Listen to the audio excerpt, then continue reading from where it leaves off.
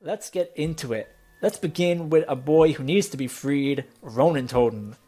Bring him back. I really want Ronan Tone to come back. I'm not even a really big frog guy, but I feel like Ronan Tone just paid for the sins of Sprite.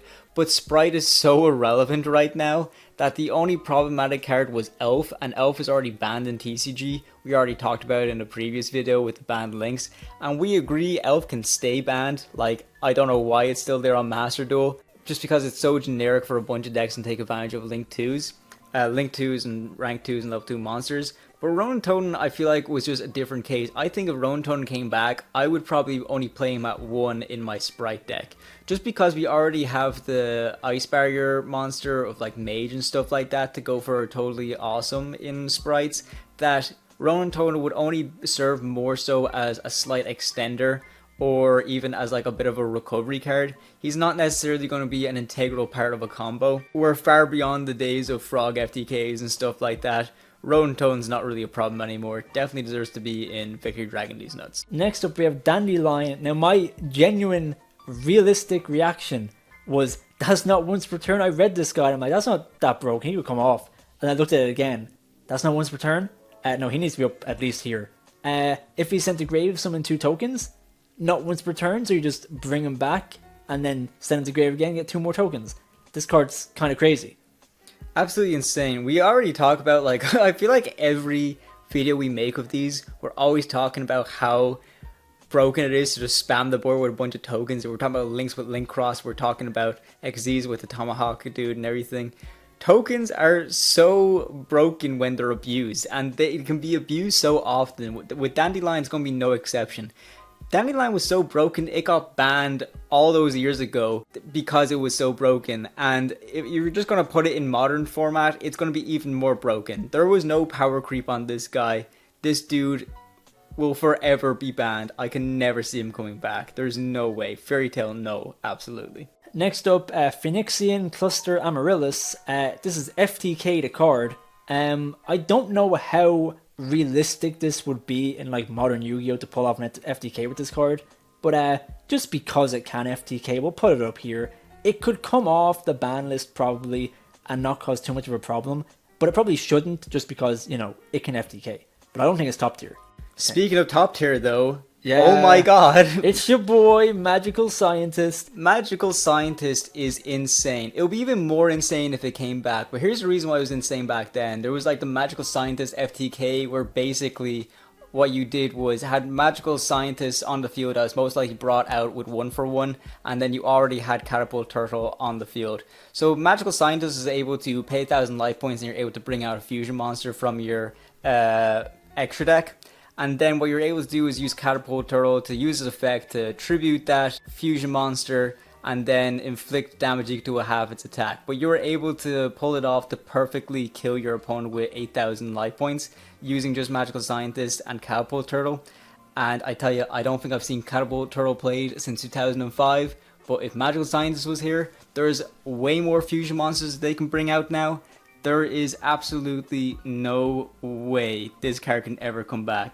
Not only is there a lot more like fusion monsters that can come out, there's a lot of broken fusion monsters that don't necessarily need to be fusion summoned in order for them to come out. Magical Scientist can never come back. I think it is the craziest card on this entire list. That's just only half the issue. The other half is that you can summon a bunch of fusions, and that's just free Link material. That's free XYZ material. You can do whatever you want with those cards. There is no restriction. So it's just insane. For the cost of 1,000 life points, it's basically Soul Charge, but infinite Soul Charge. It's crazy. Next up, Barrier Statue of the Stormwinds. Comparatively, it doesn't feel that good. But yeah, Barrier Statue of the Stormwinds, just a really annoying floodgate. Prevents your opponent from summoning anything besides wind monsters. Most decks don't have wind monsters. The only good wind deck was really Flanderies. And what Flanderies could do is punish you for trying to beat into it, because M-Pen can lower your attack during the battle phase. So if you even try to attack into this, your guy's just dying and the Barrier Statue stays up. And you could easily get this out because you could just search it because it's a winged beast. And in Flanderies, you could just search it. So yeah, it's just another one of those broken floodgates. All the Barrier Statues like generally should be banned because at one point or another they will be broken. But yeah, this was just mainly banned because of Flandreese could just take so much advantage of it. And yeah, let's keep it banned. Yeah, I think it's just because of how easily it can be abused. Because all the other barrier statues aren't banned, but I do agree they probably will be banned at one stage or the other, just based on how well a deck can abuse bringing it out. But with the likes of Flu and stuff like that, yeah, they were absolutely able to like completely pop off and still get barrier statue out, which is completely insane. But then there's other win decks that they used to take advantage of Simorgh and use Simorgh to bring this card out as well, considering that's a level 4. It's really, really easy to bring out with Simorgh, but Simorgh's banned now. But even with Simorgh banned, I still wouldn't feel comfortable with Stormwind's coming back. I think it is insane and definitely deserves to be in the top tier. Next up, Jeogin, very similar, not as broken, because it has a lot less attack, harder to search, but it does the same thing, stop your opponent from special summoning monsters while it's on the field, and also has the effect when you like discard a spell or something to just destroy all monsters your opponent controls, which is just unnecessary and rude, to be honest. So it's really, really good. So yeah, don't bring him back. He was also banned just because of branded pretty much with Sanctifier Dragon. This was just one of the targets they could bring back. And yeah, just keep him gone because nobody likes Floodgates. Yeah, especially really easy to bring out Floodgates. This thing that annoyed me about a bunch of Floodgates that Konami are actually tackling now is the ones that are very easy to bring out. This guy was just a normal summon, and then you basically stopped your opponent from playing altogether, from like special summoning the monsters. Some of the older like trap Floodgates, such as there can only be one summon limit and stuff like that, you just flip up a trap and then your opponent can't play. Easy to set up Floodgates should not be a thing in this game, so this definitely deserved to be banned.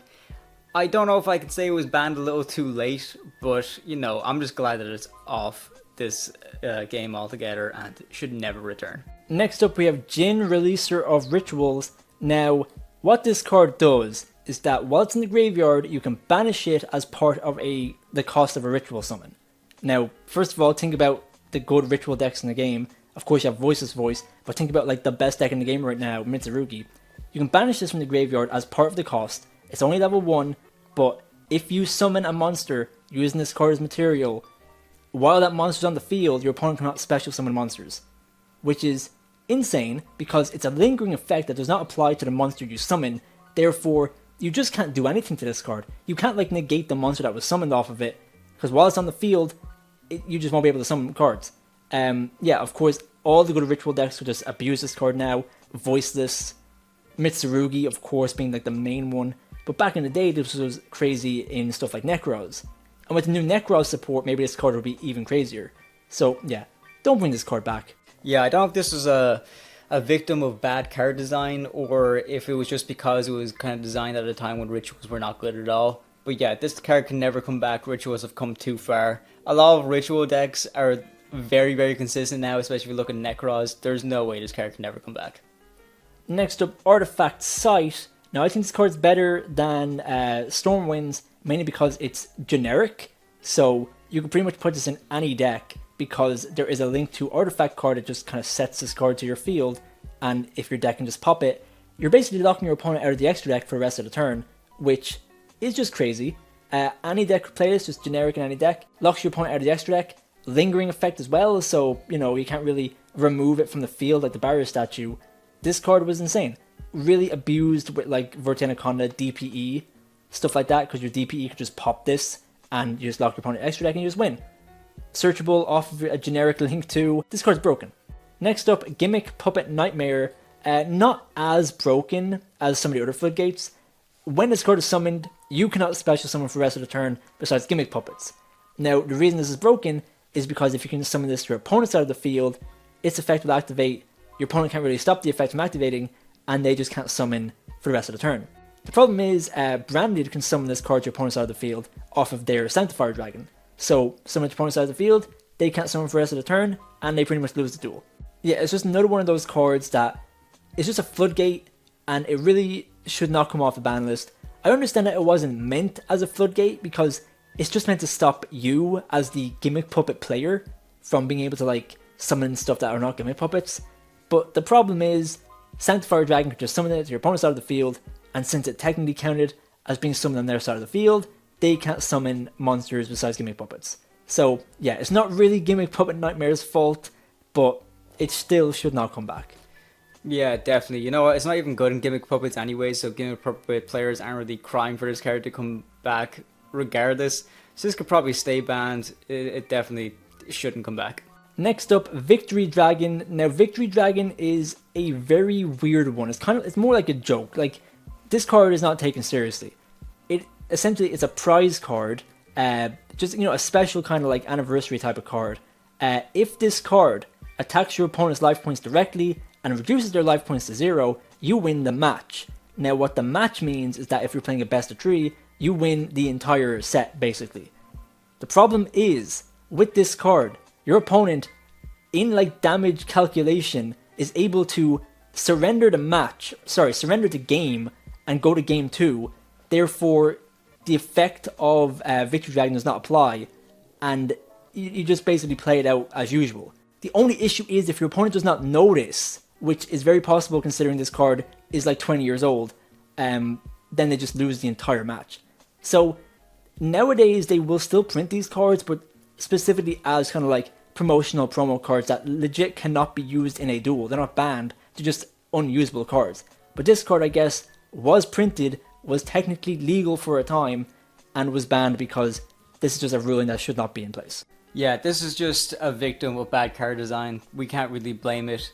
They've made like prize cards similar to it since then, but they're all illegal. They're just silly prize cards. It's just one of those cards that can just fade into obscurity, so it's not even really worth talking about. So it kind of just deserves to be in the middle of the list. It's kind of in a weird purgatory right now that will probably never escape. Next up, Eclipse Wyvern. Let's make Dragon Link the best deck in the game. If this card is sent to the graveyard by any means, so even if you use them as link material or you foolish bury them, what it does is you can banish one level 7 or higher light or dark dragon monster from the deck, which is great. But then if this card is banished from the graveyard, you can add that monster banished by this card's effect to your hand. So Red Eyes Darkness Metal Dragon was of course like the obvious one to go with, and Darkness Metal can still be played in a lot of like dragon decks nowadays. It can be very like meta relevant, and the reason why I still see Eclipse Wyvern staying banned is because it's also a light dragon itself. So say you get it into the graveyard, you use the effect to banish that level 7 or higher dragon like Darkness Metal or something like that. You can actually just use your own bestials to banish your own Eclipse Wyvern in order to bring out your bestials, get your bestial effect, and then you can add that banished monster of Eclipse Wyvern to get it to your hand. And if it's Darkness Metal Dragon and you use Magnum Mode to banish Eclipse Wyvern, not only do you get your Magnum Mode effect to go off, but then you also have your Darkness Metal Dragon, which is really, really crazy. There's just a lot of ways that this can be abused, which is why it's probably going to stay banned forever, and especially since the introduction of Bestials, I don't really see this card coming back. Next up we have Level Eater. Again, it's another one of those that's not once per turn. This card's crazy and probably can never come back. I'm going to put it down here just because it's not like, unfair. I mean, it is unfair, but it's not like an FTK. It's not locking your opponent out of doing stuff. It's just a card that you can pretty much keep getting it back from the graveyard, keep using it as material for like links or anything pretty much, but you just keep bringing it back. So basically, if this card's in the graveyard, you can target a level 5 or higher monster, decrease its level by 1, and special summon this card from the graveyard. Because it has to be level 5 or higher, if you decrease a monster down to level 4, you can no longer bring it back. But if you bring out some guy like a level 10, you can summon this guy 5 times. It's very insane, not once per turn, falls into the same category as Dandelion. I mean, Dandelion is probably more broken, to be honest, because you kind of have to go through a lot more hoops with Level Eater. But I mean, at the same time, they're very comparable. I think they're evenly matched, to be honest with you. It just really depends on what you're going for. I think Level Eater, I would give the edge to Level Eater just based on the fact of how easy it is to bring out high-level monsters now. Like with the likes of Phantom of Yubel, I'll use for example. It is next to nothing to bring out that really high level 11 monster that it's so easy to kind of loop Level Eater over and over again. So I'd give the edge to Level Eater, but I can still see your argument why they're both very, very similar. Next up, we have Kelbeck and yugioh. Now these cards, they do a lot more than just, mill cards, but the main effect of these cards is that if they're sent to the graveyard by card effect, both players mill 5. Both cards do this, which is crazy.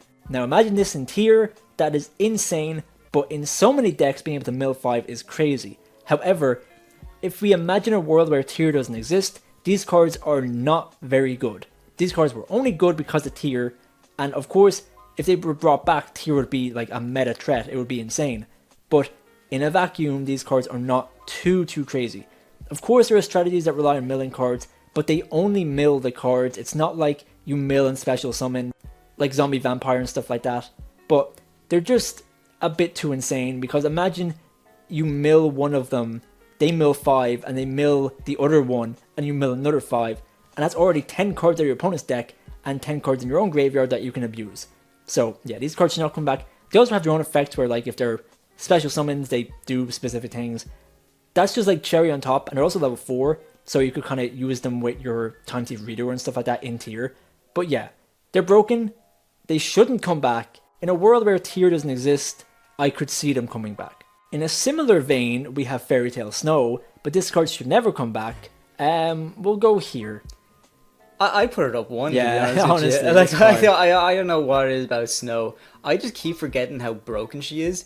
It's just the fact that, you know what really bothers me about her? Is just the fact that she's Book of Moon when she's summoned, but she can so easily be summoned because her summon's a quick effect by banishing 7 cards from your graveyard. Graveyard, hand, or field. Graveyard, hand, or field, or whatever. But what I find so annoying is that it's any card. If it was at least restricted to, like, monsters or something like that, or spells or whatever, I don't think it would be as bad, but the fact that it can be anything is something that really grinds my gears, just because it's so blatantly generic. And not only that, depending on what cards you banish, you can get a lot of advantage from that. There was a brief window where I think Konami brought this back for like 1 format, and like even the common copies were being sold for at least like €5 or whatever, and I will admit, I threw it into Virtual World because I thought it was quite funny, because you can kind of recycle all of your stuff using Chucha. But seeing it being abused in all of the other sort of decks, is this still legal in Master Duel right now? It is. It is still legal in Master Duel right now, yeah, because I remember we played a match, and I think the dude was playing Tier or something like that, and just the recycling they were able to do constantly and always bringing out Snow. It's so annoying. It deserves to be on the top of the namesake of the tier, Fairy Tale No. And don't forget, this card is not once per turn, not once per chain. If you use the effect, banish 7 cards from your graveyard, your opponent Bristols you, you chain the effect again, banish another 7 to special summon it. It's insane, it's broken, it should never come back. Next up, Glow Up Bulb, bring him back. This card was a victim of Halki Fiberax, that Crystron card that everyone hates. Crystron is cringe, we all know this. Glow Up Bulb should come back. When it's sent to grave, you mill top card of your deck and you can bring it back. That is once per turn. So this card is... That's once per duel. Once per duel! This card could easily come back. He did nothing wrong. Honestly, I could see him coming back, because his last printing was in the quarter century Bonanza. So, like, they already really upgraded him like crazy to like Platinum Secret Rare and quarter century Secret Rare. So it's like they're teasing us a little bit. They're like, oh, we know you guys want these cards, but like, you gotta work for it. Glow Bulb can definitely come back. I don't see it being abused. Once per duel effects, in some circumstances, I can see why they're once per duel. This is one of them. I understand why it's once per duel. I still think it could come back though. It's not like Cyber Dark Worm where it's like a pointless once per duel. You can understand why it's once per duel, so it's very well restricted. Next up, Cyberstein. This guy is very good. Pay 5k and special any fusion monster from your extra deck. And there are ways that you can turn this guy to a psychic, and there's ways that you just won't have to pay the cost. So you can just like turbo out all of your fusion monsters. I know it's a bit gimmicky, but even in like Sprite and stuff like that, get this guy out, pay 5k, bring out any guy you want. It's beautiful, but it should be banned. It's absolutely insane. I know you mentioned that like there's ways you can manipulate him being a psychic, and then with another guy you don't have to pay life points for a psychic monster's effect. But it's so funny seeing Cyberstein standing next to Magical Scientist. Yet if it's just going like band for band, if they're going one-on-one, Cyberstein is still technically 5 times worse than Magical Scientist. Okay, that's a good point. So you can still see the drastic difference between these cards that both do the same thing. But yeah, we should just stop cheating out fusion monsters. Next up, Grinder Golem. He's kind of similar to Dandelion, where he just summons 2 tokens, but he's a lot harder to get out, and he's only okay. Upon further inspection, this guy is a bit insane. We'll still put him below Dandelion, but you summon him to your opponent's side of the field, and you instantly get 2 tokens. It does stop you from normal summoning for the rest of the turn, but that hardly matters. This guy is a free link to instantly, and it gives your opponent monster, which turns off cards like Imperm, which is actually very important. It even turns off cards like the Molcharmies. So if your opponent does not shotgun Molcharmy, you summon this guy, and then your opponent just can't Molcharmy you anymore. So it's very, very good. And of course, the 2 tokens are just insane. So yeah, very much like Dandelion, but you know, a bit kind of weirder to use. You only get 2 tokens. It's not like you can kind of loop them, I don't think. But yeah, pretty good. Fiber Jar, hear me out. I think you can bring him back. I think it's really, really funny. Fiber Jar is a flip monster. No one plays flip monsters anymore, and if you see your opponent like setting a monster and like passing and stuff like that, you know they're up to something. So you're going to do everything you can to like remove that monster without having it be flipped or attacking into it.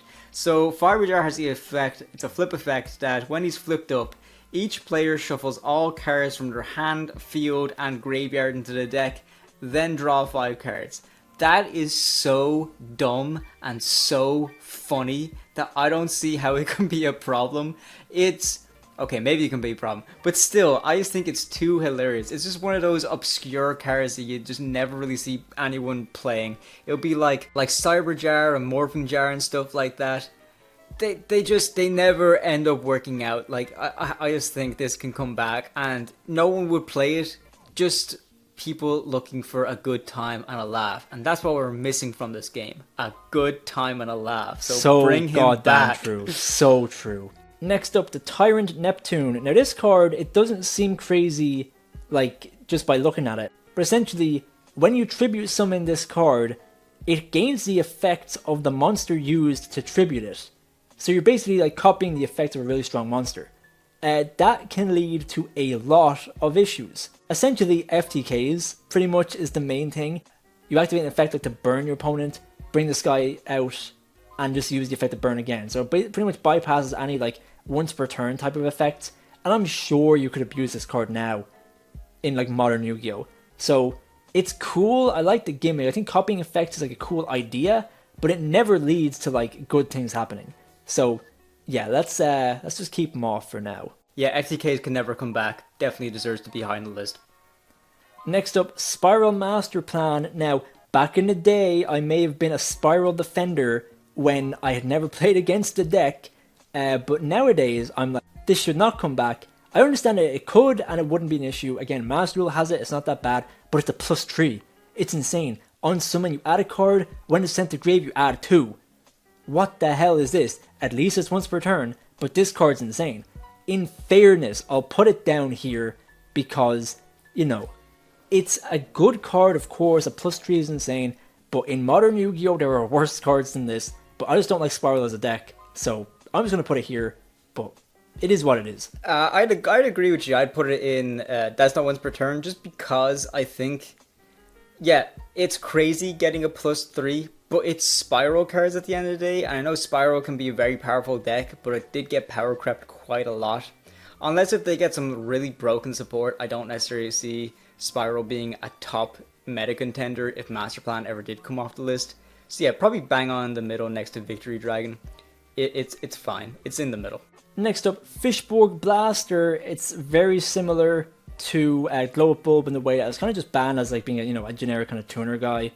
Now, a funny thing about him is that you can special summon him by discarding a water monster, so technically this can trigger the effects of like your Mermail and Atlantean cards, which is kind of funny. Like, you might actually see this card in those decks, probably not, but maybe in some synchro like variant of them, you could see it. But it is harder once per turn. It's not that broken, it could easily come back. It's just a fish, it's just a guy. Yeah, honestly, I don't really see him changing anything if he ever did come back. He's kind of like Glow Up Bulb. I think he's a little bit worse than Glow Up Bulb, to be quite honest with you, so he can definitely come back. Next up, Block Dragon. Very similar to like Master Plan, but I'd say I want to put him up here. Because Master Plan, of course, is insane, but Block Dragon is just way more like generic and annoying. Any rock deck can play this. And of course, the only real good rock decks are like Adamancipator and stuff like that. But being able to pretty much like get 3 rock monsters from your deck to your hand, so it can be like your Quakimeru guy and like 2 Adamancipators because they're level 2. They have to equal up to the level of Block Dragon itself, so level 8. Add 3 rock monsters. Insanity. For free. It's just crazy. When it's sent to grave, you just do it. And that shouldn't be in the game. I'm not a fan of Block Dragon. Yeah, I think that the main problem with it is that it resummons itself easily to Link Climb and stuff like that. And considering that it's able to get so much advantage already, having it go the extra mile to Link Climb in certain decks just means it makes it too far. I know he's back in Master Duel and stuff like that, but I don't know. I really would not like to have to deal with him in TCG. And I will say this, the longer he's banned here, the more likely we get Meow Meow Mew back. And that's something I'm striving for right now.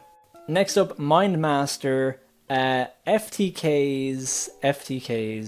We all love FTKs. Yeah, this is the FTK squad right here. Snow up here for whatever reason. But yeah, FTKs. Mind Master has the effect where you can pay 800 life points, tribute a Psychic Monster, and special summon a level 4 or lower Psychic Monster from your deck. You can do this as many times as you want. You can keep tributing the monster that you like special summon. So if you have a bunch of Psychic Monsters in your deck, you special summon a monster, you get the advantage, you tribute it, get another monster, and you can see where this can be an issue. This can do FTKs, this can manipulate your life points for some weird strategies back in the day with stuff like self-destruct button, even last turn. Yeah, this card is insanity. This card's insane. Don't bring it back. Yeah, also the fact that emergency teleports at 3 now, I don't really see this guy come back either. And finally, Blackwing Gofu, the Vague Shadow. Again, it's another token guy. If you control no monsters, special summon it from your hand, and summon 2 tokens. It's the same as these guys. It's a Blackwing, but it doesn't really like function in Blackwings, to be honest. It's, you know, it's just these guys. Arguably worse, but yeah, it's a token squad. One deck that did kind of take advantage of it was the likes of Metal Foes. So with Metal Foes, what they were able to do was they were able to use Gofu and another level 5 or whatever, and then they can go into Zulkin, because Zulkin doesn't specifically need a certain level, just needs 2 monsters of the same level that's level 5 or higher, including a tuner. So they'd use that Gofu for that and their other like level 5 guy. And then what they were able to do was they were able to use the tokens as kind of like popping material to get some of their effects as well. So you can kind of see how it was already being taken advantage of before Links. And now just having an introduction of Links into the circulation as well means that it's probably going to stay banned for a while. Certain Fiendsmith control decks already run like Steam the Cloak for like the single token. So they would love to run this card. Just 2 free tokens and a body. Insanity. Let's get into it. Alright, let's begin with an OG, a classic card. We have Giant Trunade. Honestly, I can see it being in the middle of the tier list, just with Last Will to Live. My reason for that is because, yes, it's broken, it returns all spells and traps in the field to the hand. And one argument a lot of people made was the fact that if you set up a bunch of floodgates, such as the easy to flip up ones, like there can be only 1 skill drain and all that, just to completely cripple your opponent during their turn, activate Giant Trunade, all that stuff gets back into your hand, and then you're able to just abuse your own turn without worrying about your own floodgates you set up. That's one of the main reasons people wanted to like stay off the ban list. But considering how heavy Konami's been cracking down on those like easy to flip up trap floodgates, you can kind of see an argument for why Giant Trunade can come back. But I still think it's broken enough to stay where it is, just because there are some old cards that still see play. So there are some cards where if you activate it and get an effect, and say it's a continuous spell or whatever, then you activate Giant Trunade to get it back into your hand. Then you can just activate it again and get another bit of advantage. So I can kind of see why this needs to stay banned and kind of needs to stay where it is. But I can see both arguments really. I will say that is like a fair argument, but a lot of like, let's say combo decks, if they have continuous spells and traps, they're already once per turn. Now I can't see this being good in like turn 3 or 4, you know what I mean? Like you activate it on turn 1, it goes back to your turn, you activate Heavy Trunade, add it back to your hand and play it again. But I don't think it's crazy. I do think the potential for it to be broken is there. And you know, it's another good card against back row decks, which I feel like we have kind of enough. Like, I feel like if you have something like Lightning Storm, destroys them all. If you're playing against Labyrinth, at least those traps have effects in the graveyard. But this is maybe a bit broken against stuff like Labyrinth and stuff like that. So, I don't know. It's banned, and I don't really care if it comes back. It's not like that important, really. So, yeah, we'll keep it banned, but it's definitely not the most broken card on this list. We've yet to see the insanity Konami was on. Speaking of which, Mystic Mine. We're not yearning for the mines today. This card is pretty bad. Yeah, I agree. Definitely, yeah, maybe the top tier on, oh, what does it do? But at least very, very high, how was this legal? This is absolutely insane, because what I mostly hate about some turn off your brain decks is how little cost you need to be paying in order to just like get them out into the field. And Mystic Mind Burn was just one of these decks that was just so low brain power that anyone could pick it up and just play it, but it was so toxic to play against, because basically you can go like full combo, or maybe you set up a little bit of a board. All your opponent had to do was activate Mystic Mine. It turns off all of your board because it just negates all the monster cards that you control. The thing with Mystic Mine is if you activate Mystic Mine and your opponent controls more monsters than you do, then your opponent cannot attack with those monsters, and also those monsters cannot activate their effects. So it's just a really, really stupid floodgate. You can make an argument with the other floodgates we mentioned earlier, so that there can only be one. At least you had to set them first. Mystic Mine, you just activate it straight away, and then it's an instant skill drain and Messenger of Peace. So yeah, I really, really hate this card. Sean and I kind of like really started to take Yu-Gi-Oh seriously when this was like still legal and active, and they were horrifying times. Next up, a card that would have saved us from Mystic Mine if it was legal back then. We have Heavy Storm. This is a weird one because in Master Duel, and I'm pretty sure in the OCG, Heavy Storm is back. It just destroys all spell trap cards in the field. It's just Harpies, but it destroys your own spell traps as well. And I know back in the day, people were like, oh, this destroys my like pendulums or something, and like I gain effects from this. Nowadays, that doesn't really happen. There's no real advantage in destroying your own cards. This is just another kind of Harpies-like card that's good for just destroying your opponent's back row. And I think it's fair, because there's not enough cards in the game that go for back row decks. I know back row decks are not really popular right now, but there's not enough kind of board breakers that are good for back row. And I think Heavy Storm is perfectly fine. It's not broken, it's legal in certain formats. Bring it back, it's not that crazy. Next up, Kaiser Coliseum, in a similar vein to Mystic Mine, but yeah, I would put it in how was this legal? Because yeah, I can kind of see why it was legal, but I still just don't like it. I don't like cards that are easy to just activate for like no cost and just cause such a crippling amount of suffering for your opponent. Basically, what Kaiser Coliseum is that if there's one or more monsters on the field, the controller of Kaiser Coliseum, their opponent cannot place more monsters on the field than the person who has activated Kaiser Coliseum. So for example, say if you're playing some sort of Floodgate deck and you have that Fossil Dyna guy on the field, if you activate Kaiser Coliseum, your opponent can only control one monster to match the amount of monsters that you have, which is just super annoying considering that most decks nowadays, they need one monster to start and then go into another monster to linking off and stuff like that. So you just need more than one monster on the field to actually do anything.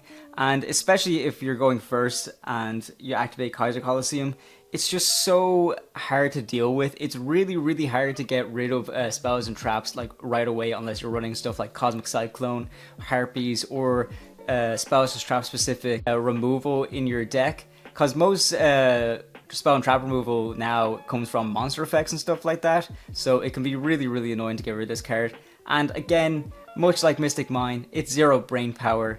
It doesn't deserve to come off the list. Next up, Painful Choice, bring it back. No, this card's actually kind of insane. Like, okay, there's kind of like a thing with banned spells, right? It's either a floodgate or it gives you like all the advantage in the world, which is kind of funny. Yeah, it's arguably more broken because it can be used in more decks, you know what I mean? It's not just a floodgate you can easily out. If you activate and resolve this card, you're winning the duel. Basically, you pick 5 cards from your deck, your opponent picks 1 for you to add to your hand, and the rest go to your grave. Imagine this in tier. You pick like a bunch of tier names and like 1 random card, and yeah, they just dump them all, you add a card to your hand, and you gain all the effects in grave. It's insanity. It's a +1, and you're dumping 4 cards. It's just insanity. Of course you can Ash this, but like, it doesn't matter. This card's insane. Yeah, it's essentially a +5 when you think of it, considering how much the graveyard is a second hand now. It's basically just saying, with Painful Choice, you can just pick whatever cards you want in your hand if you open this. I think it should be up next to Mystic Mind, because it is really broken, especially when you're thinking about modern Yu-Gi-Oh! You can also search this off with Triple Tactics Trust, which is hilarious. Next up, we have Dimension Fusion. This card's really good. So with Dimension Fusion, yeah, it's pretty broken. You can special summon onto your, with the cost of 2,000 life points, you can special summon onto your field as many banished monsters that you want onto your field, which is just absolutely insane. And yeah, you can make an argument that like, well, they're only at the banished zone, so it doesn't really matter. But one thing that I find really funny about this card is because it's considered a fusion card, if it's in Master Duel, you can use this with Verte Anaconda as well. So it's going to dump Dimension Fusion, then you just bring back a bunch of your banished stuff. So yeah, it's still really broken. I don't see this card ever coming back really, especially now that we have a designated banishment in Yu-Gi-Oh! Now. So it's just a way for it to get abused. It's just a way to spam the board, and yeah, just for the cost of 2,000 life points, it's not a hefty cost enough in order for this card to be brought back at all. Imagine this in Malice or even Cash. That would be hilarious. Next up, Metamorphosis. It's pretty good. It allows you to tribute a monster and especially summon a fusion monster with the same level from your extra deck. Yeah, that could probably be abused a lot now. Let's probably put it up here. There's a bunch of good like fusion monsters now that you could probably just summon a guy, use Metamorphosis, and bring out like some crazy boss monster. So yeah, I'm sure it's pretty broken. Back in the day, it wasn't like too crazy, but you know, I'm sure there's a ton of like broken cards you can just get out that you really shouldn't be able to get out. Considering how easy it is to get fusion monsters onto the field nowadays, I'm still absolutely shocked at Azamina bringing fusion monsters out by just getting rid of one simple spoil cards. I think is pretty crazy. So you can make an argument that maybe Metamorphosis isn't the most broken card anymore, but just when you consider all of the fusions that we have now that don't necessarily need to be fusion summoned anymore, this could have the potential of getting out of hand. I don't see any direct lines in where this can be abused per se, but I just know for a fact that not only is it good for getting a fusion monster out, but also you're basically setting up your graveyard as well by tributing that monster to get it out. So you're essentially getting an extra body for pretty much free, I find. So yeah, it can definitely be abused, but I don't think it's as broken as the likes of Kaiser Coliseum or Dimension Fusion, so it definitely deserves to be at the lower end of how is this legal. Next up, Pot of Greed. Draw 2 cards. Next up, Forceful Sentry. This is all the hand rip cards, to be honest with you, so we might just group them all together. They're all bullshit. Yeah, pretty much. So Forceful Sentry is you're basically just looking at your opponent's hand and getting rid of one. Absolutely crazy. Confiscation, you're paying 1,000 life points, look at your opponent's hand, get rid of one. Delinquent Duo, what the... Like, what? How? You pay 1,000 life points, not only do you get rid of a card from your opponent's hand, they have to discard another card. So you're basically ripping 2 cards out of your opponent's hand for next to no cost, and that is absolutely crippling. It is definitely the best hand rip spell, and there is not a chance that this thing's ever coming back. I mean, I even look at it as being broken in Go format, to be honest with you. I was going to even say that. Like, they're broken in the format that they were, like, in. Yeah. Where they're fully legal. Exactly. So there's not a chance this thing would ever come back. If we were to ever look at, like, Yu-Gi-Oh's equivalent to the Power 9, Delinquent Duo is definitely up there with Pot of Greed and stuff like that. So yeah, these are all unfair cards and deserve to be in the top tier with what does it do. Next up, Soul Charge. This card is so funny because how was this ever legal? How? This is just insanity. Pay 1,000 life points for each monster in your grave and just special summon as many monsters as you want. That's just madness. That's just like insanely broken, and people just didn't play it when it was legal. Yeah, especially when you think of how late it was like released, because I think you'd read that card and think it's like, oh, from 2004 or something like that. No, this is a fairly modern card when it came out, and I don't know how it was ever legal at all, so it definitely deserves a spot in how was this legal. This was like 2017. I remember getting this in, I think it was a Legendary Duelist box. It was like in the Phantom Knight deck or something like that, and that's like, of course that'd be crazy in Phantom Knights, but just having this card in like a structure deck, that's just so funny. It's like, this card is insane. Next up, Cards of Safe Return. There's no way this thing can ever come back. So it's when a monster is special summoned from your graveyard, you can draw 1 card. And that's not a once per turn effect. This is a continuous spell as well. Maybe that's pretty good. Yeah, it's pretty good. So considering the likes of Horus and stuff like that, and Horus you can throw into pretty much any deck you want, really, hypothetically speaking. Yeah, Card of Safe Return is just absolutely insane. There's a lot of cards that are just able to special themselves from the graveyard. Even when you're thinking of the likes of heroes and stuff like that, I think that can kind of abuse it too, with the likes of your Cross Crusader and things like that. So yeah, I definitely think Card of Safe Return would probably be up there with the Power 9. It is pretty broken. Hand advantage is everything in Yu-Gi-Oh! So having a card that you're able to draw a bunch, not once per turn, just for bringing cards back from the graveyard, this will be used and abused like nothing else. Next up we have Cold Wave. This card is kind of insane. We'll put it like here, maybe even here. So yeah, only activated during your main phase 1, and until the end of the next turn, you and your opponent can activate spells or traps. That's it. Just straight up, like one of the most important parts of this game. Setting traps and activating spell cards. Yeah, you can't do any of it. It basically means you can't play most of your deck. Yeah, and it's crazy if you're going first, because if you're going first and you have like a monster focused deck, activate this card and then do your full combo, and your opponent just can't break your board. Most board breakers are spell cards, and most combo pieces are spell cards. So in certain decks, this is just like auto win if you're going first. It's kind of broken, to be honest. Yeah, it never came up, but like if this was in the game now, it can even turn off imperms and stuff like that. I feel like if the wording will be correct. So yeah, no, Cold Wave can stay banned. Thank you very much. Next up, we have all the broken equip cards. Let's start off with Smoke Grenade of the Teeth.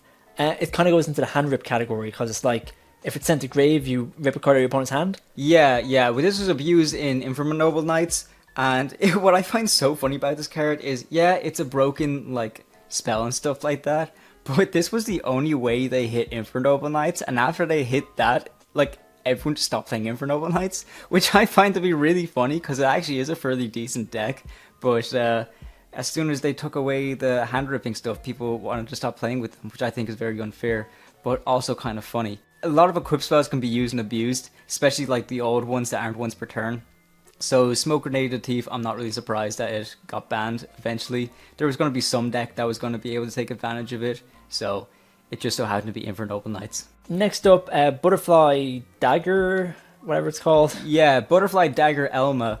The reason why this is mostly banned is because of a degenerate reason where there's a strategy where there is a card, it's one of Joey's cards, I think it's Gear Free to Iron Knight.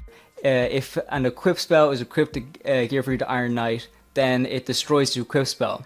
But Butterfly Dagger has the effect that if it's destroyed and sent to the graveyard, it goes back to your hand. Now, one reason why that was so broken was because if you pit this up with Magical Library and Gear Free to Iron Knight, right? What you gotta keep doing is you're going to activate Butterfly Dagger, equipping it to Gear Free. That's activating a spell, so your Magical Library gets a counter. Gear Free is going to destroy the Butterfly Dagger, and then that dagger is going to be returned to your hand, because none of these are once per turn. You are going to activate Butterfly Dagger again, equipping it to Gear Free. Magical Library is going to get another counter. Gear Free is going to destroy that card, send it to the graveyard, and add it back to your hand. You're basically hand looping yourself, because Magical Library, you get rid of 3 counters, you get to draw a card. This was an Exodia FTK. Let's bring it back. Let's bring it back. You convinced me, this is the best card in the game. Next up, Premature Burial. This could probably come back. I know it's an equip spell, I know there's some like weird stuff you can do with it, but it's kind of just like worse Monster Reborn, honestly. Yeah, Assault Day's banned now, so you can't really take advantage of it too much anymore, I feel like. And I don't know, I just think there's better ways to reborn monsters from the graveyard without having to rely on Premature Burial. You can't even search this off a thrust or anything like that. And there's so many archetypes that just have like built-in reborns anyways that you don't necessarily need Premature Burial, in my opinion. It definitely is one of those cards where like in a ban list or two you could just see it coming back. It's not that crazy. Next up, Mass Driver. This is a nice FTK card. It's basically Cannon Soldier, tribute a monster, burn your opponent for 400. Not once per turn. you can see where this could go awry. You can see where this can be absolutely insane for FTK decks. FTKs for days, yeah. The amount of decks that are able to spam out monsters now, and you're able to just get rid of a monster to inflict 400 damage to your opponent is pretty crazy. Definitely a last will to live. Next up, Mirage of Nightmare. This is kind of a weird one because, you know, it's very good. You activate it, and then during your opponent's standby phase, you draw until you have 4 cards, and then during your standby phase, you discard as many cards as you drew. This card is, of course, it's fantastic because you can draw like 3 cards, but it's only during your opponent's turn. But of course, you can draw into like hand traps and stuff like that. So that's really crazy. And obviously, if you don't have cards in your hand, you can't discard them. So if you draw into a bunch of hand traps, you can't even discard all of them. So it's very strong in that regard. And also, even back in like Edison format, you could just like, if you're playing a Chaos deck, draw a bunch of cards in your opponent's turn, and then discard like any kind of Chaos guys. So yeah, this card's kind of insane. It is a bit weird because it draws in your opponent's turn. So I think if it came back, of course, it would be played in some decks. But I don't think it would be crazy. I think it's a bit clunky in a way. But, you know, people would probably just run it just to draw into hand traps in your opponent's turn, which is kind of cringe. So, I mean, okay, yeah, let's put him up. It's pretty good. Yeah, it's pretty good, especially when you think of like the amount of hand traps decks run now. Because I even look at like my Fire King deck and stuff like that. When I was able to pop off with it, I end up with like 1 or 2 cards in hand. And then if I had Mirage in the field, I just essentially draw 2 more cards, which is potential for 2 more hand traps. Yeah, pretty crazy. I think the timing of it is just a little bit weird because you're drawing during your opponent's standby phase, and then you don't have to discard stuff until your next standby phase, which is just, it's fairly odd. It's oddly worded, oddly played, but it could definitely make some unbalanced gameplay, I think. Next up, Graceful Charity, arguably more broken than Pot of Greed. Draw 3 cards, discard 2. That's just insanity. I can't believe, like, everyone jokes about Pot of Greed being the most broken card. Graceful Charity is even better. Oh, I always say Graceful Charity is way more broken than Pot of Greed. Well, Graceful Charity is great because when you're thinking you're drawing 3 and then you're discarding 2, you're basically getting like a +1 essentially. However, considering that your graveyard is a secondary hand, if you're going to be discarding 2 cards to the graveyard, that is potentially more advantage for you. And especially if you're playing something like Dark World, since it specifically says you need to discard 2. That is insane. Dark World would abuse the hell out of this. And honestly, a lot of other decks would, because if when you think of like of tier or anything like that, this would be really, really crazy. This card could never come back. It's even broken in GOAT in my opinion. Next up, Last Will to Live. I don't remember what this card does. Last Will is one of the most broken. I'm putting it in top 3. Yeah. This card is mental.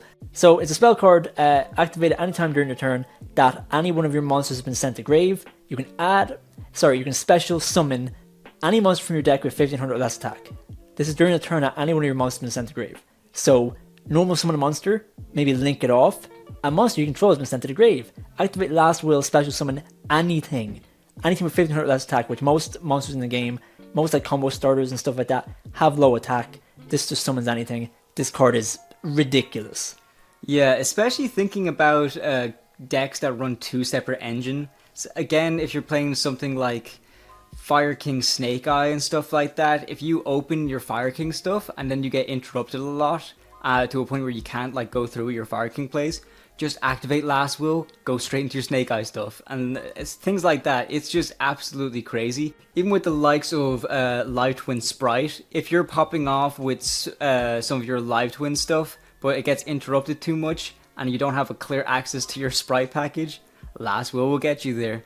It is definitely top 3 in terms of most broken spells. Top 3 in the Power 9 of Yu-Gi-Oh!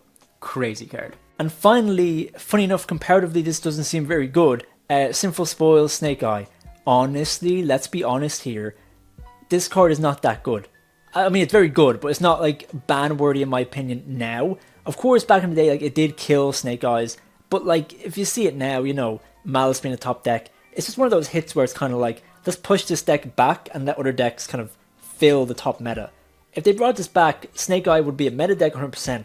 But like, pure Snake Eye probably wouldn't be a meta deck. It would be more so Snake Eye Fire King. Even Snake Eye Rescue Ace might be like a meta deck or even rogue deck. This card's very good, but it doesn't really cause any issues like on Master or anything.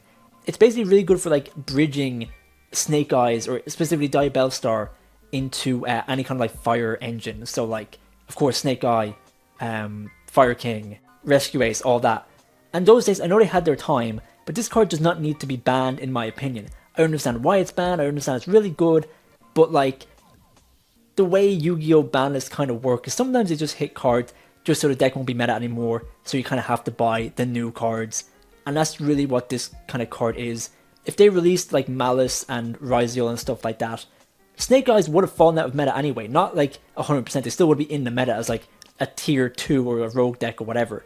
But it's just one of those hits where it doesn't need to be banned. This card could come back and it wouldn't ruin the game. Yeah, I think it can come back now, but I think it was hit at the right time, just because when you think of how long we were in Fire format for, it was crazy. It was most of the year, basically, if not the entirety of the year, because that Fire King structure that came out pretty late, going into the next year. So yeah, it deserved to get a hit when it did, but seeing how fast Yu-Gi-Oh moves on, it's already pretty power crept now. So yeah, I can see this coming back. Maybe not in the next 3 or 4 ban lists, but yeah, I see this definitely coming back when no one cares about it anymore. Alright, let's begin with good old Branded Expulsion.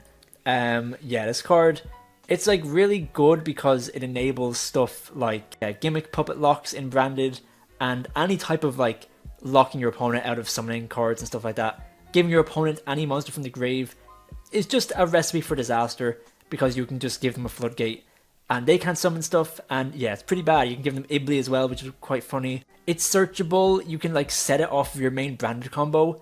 You can go like Branded Fusion to like dump, Gimmick Puppet Nightmare, and then in your combo you can get Albion to set your Branded Expulsion, and then Branded Expulsion on your opponent's turn and just give them Gimmick Puppet Nightmare and they can't summon a card. So yeah, compared to some other traps on this list, it's not insane because it is like archetype specific, and technically if they got rid of like other floodgates in the game, this wouldn't be a problem. But it is very strong, very abusable, but compared to other cards on this list, it definitely deserves to just go in the mid tier. It's okay. Next up, Red Reboot. I'm going to say it's pretty controversial. I'm pretty sure like half the people want it banned and half the people want it back. Red Reboot is a counter trap that you can activate from your hand by paying half your life points. And it basically, whenever your opponent activates a trap card, you can negate the activation, set the card, and your opponent can set another trap from their deck. It's good for going first and second, probably even better now with the introduction of the Dominance cards. So it would be really good going first to prevent your opponent from Dominance, Purging, or Impulsing you. Good for going second as well against like trap decks, so this would be like a staple. If a deck like Labyrinth was pretty big, this would be it would just kill the deck instantly. It can stop floodgates as well. So it's a great card, like don't get me wrong, it's really, really good. But is it that good to be banned? I'm not convinced. I think the only reason that's putting it in ban status is the fact that after you negate your opponent's trap card and have them like set a trap, they can't activate traps for the rest of the turn. That's probably what's getting it like staying on the ban list. But I definitely agree. I think this thing can probably come back. I would like to see it go to 1 again, just because now that Triple Tactics Talent is at 1, we kind of need something else to tackle these like hand traps such as Imperm, the Dominance cards as well. Considering that Talent is good at getting you back into the game after a monster effect stops your plays, I'd like to see a card that can interact with some of the actual trap cards that are used as hand traps. So I think it'll be cool to get it back. I know a lot of people don't like it. I can see where they're coming from with the point of, yeah, it locks you out of playing traps for the rest of the turn, which can really, really suck. But I don't know. I can still fend for this card. I think it definitely deserves to come back in some form or capacity. So I definitely put it at the top of It's a Trap. Next up, Summon Limit. Now, we can put it in top tier, but I don't think it's like the most broken card on this list. Essentially, both players can only summon twice. This includes normal and special summons. Yeah, you only get 2 summons per turn, so basically like a Winda. Yeah, I think the thing that is really, really tough about it is that it's 2 summons, including the normal summon. And what really, really sucks about it is the fact that most ways you summon now are special summons. It's just the way the game is. If it allowed if it like restricted to 2 special summons, fine, that would be still broken but kind of balanced. At least you still get a normal summon than 2 special summons. But since it's just flat out summons, it's really hard to like get around. I think the thing that makes this card the most toxic is that you can set it to your back row and just let your opponent do their thing and get to their second summon, and then you can flip it and then they can't summon anymore. So it's kind of like put them into a false sense of security, which maybe ticked a lot of people off. I know I definitely really hated this card when it was still illegal, but I'm glad that Konami's kind of like coming down a bit heavy on the floodgates now, because this is definitely one of the worst ones. If I know a bunch of them are limited now, but this is one I'm really glad is banned. Next up, we have Return from the Different Dimension. This card's pretty crazy. Pay half your life points, special summon as many of your banished monsters as possible, but then you banish them during the end phase. Now, I know this sounds crazy, bring back, it's like Soul Charge, but just from the banish zone. I know Yu-Gi-Oh! Is like a lot about banishing now. A lot of the top decks banish their cards, aka Malice, and even like Bestials and stuff, they'll banish cards. So being able to bring them back would be like really good. But it is a trap, so it's kind of like not the best. I think in Malice it would probably be like really good, just because of the synergy there. But again, like if you put it in other decks, I don't think it would be that crazy. I think the main thing people have an issue with is the fact that with Dimension Fusion, the like spell card, both players have the option to bring back their monsters. Whereas this, it's just you who activated the trap. So at least with Dimension Fusion, like your opponent had a chance to like kind of play with it a little bit and bring back some of their banished monsters. This is just yourself that's bringing back all the cards, so it is definitely a lot of advantage. For that reason, I'd probably put it just above Branded Explosion, because it is quite good and it can be abused. It's a trust target as well, but then again, if it's a trust target, it probably wouldn't be too great. But you just know that there's people that will be cooking with some absolute chaos to make this as broken as possible. But I do kind of see what you mean. We are going to be talking about a lot more unfair traps, so I can kind of see in comparison, maybe this isn't the worst one. Next up, Last Turn. This card isn't like that good per se, but it's just a card that should not be in the game. Yeah, with the thing with Last Turn is this card is so complicated that it has its own like Wikipedia page on how to like decipher it. But we'll just read it to you and then we'll just explain our interpretation how people used it. So the card just reads that this card can only be activated during your opponent's turn when your life points are 1000 or less. Select one monster on your side of the field and send all other cards on the field and in their respective owner's hands to the respective graveyards. After that, your opponent selects and special summons one monster from their deck in face-up attack position and attacks your selected monster. In brackets it says any battle damage from this battle is treated as 0. Then it goes on to say the player whose monster remains alone on the field at the end phase of this turn wins the duel. Any other case results in a draw. So yeah, pretty complicated and such a long bit of text, but the reason why I think it was banned was just because a lot of people were finding ways to bring out monsters that when you bring it out, it kind of restricts your opponent from bringing out certain types of monsters and stuff like that. You're basically bringing out floodgatey sort of monsters, and then your opponent can't bring out their like, i.e. boss monster to kind of like attack in and give them a chance to win. It was basically a use and abuse for people that were playing like unfair decks, that their whole gimmick was just around floodgating your opponent out of winning, which I just think is unfair and should never be a thing really. And I think one thing that I will say, if this thing were to ever come back, it would be really stupid, because all what you'd really have to do is just play a monster that has really high attack value, like maybe that Memento main deck monster that has like 5k attack. And most other decks in formats right now don't really have a big attack sort of monsters in the main deck. Their boss monster is always in the extra deck or stuff like that, or can't be summoned like regularly like a ritual or something. So it can definitely be used and abused that way. So it can definitely never come back. It was just too tricky, too many ruling issues. No judge is ever going to want to read this card again. It definitely deserves to be in the top tier, not necessarily for being the best card, just for being the dumbest card, I'd say. Another point on that is that Yu-Gi-Oh! Does not like cards that draw, and not as in like drawing cards, but as in cards that end the duel in a draw. Yu-Gi-Oh does not like those cards because those cards are just not great. Really weird for like, let's say you're in a big tournament and you activate this card and it ends in a draw. That's just a nightmare because there has to be a winner in Top Cut. You can't just end in a draw, so you have to play another game. Stuff like that is just really not good for Yu-Gi-Oh as a whole, and Yu-Gi-Oh is not a fan of that because there's other cards on the list that are banned for that reason as well. Sixth Sense is probably the craziest card ever printed. It is definitely the best card on this entire list. It simply reads, declare 2 numbers from 1 to 6, then your opponent rolls a 6-sided die, and if the result is one of the numbers you declared, you draw that many cards.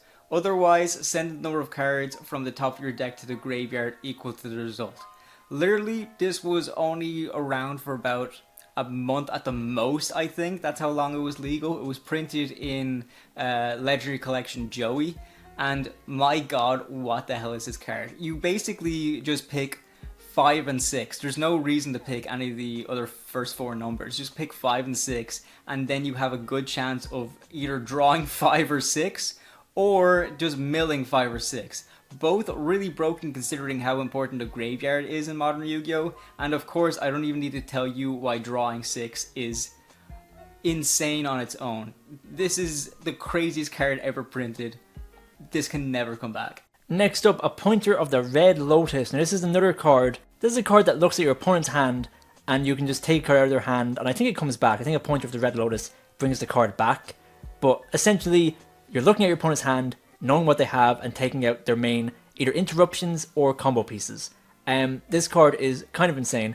If you go first, set up your crazy board, and then you have this in the in the back row, you're not going to lose. It's just insane.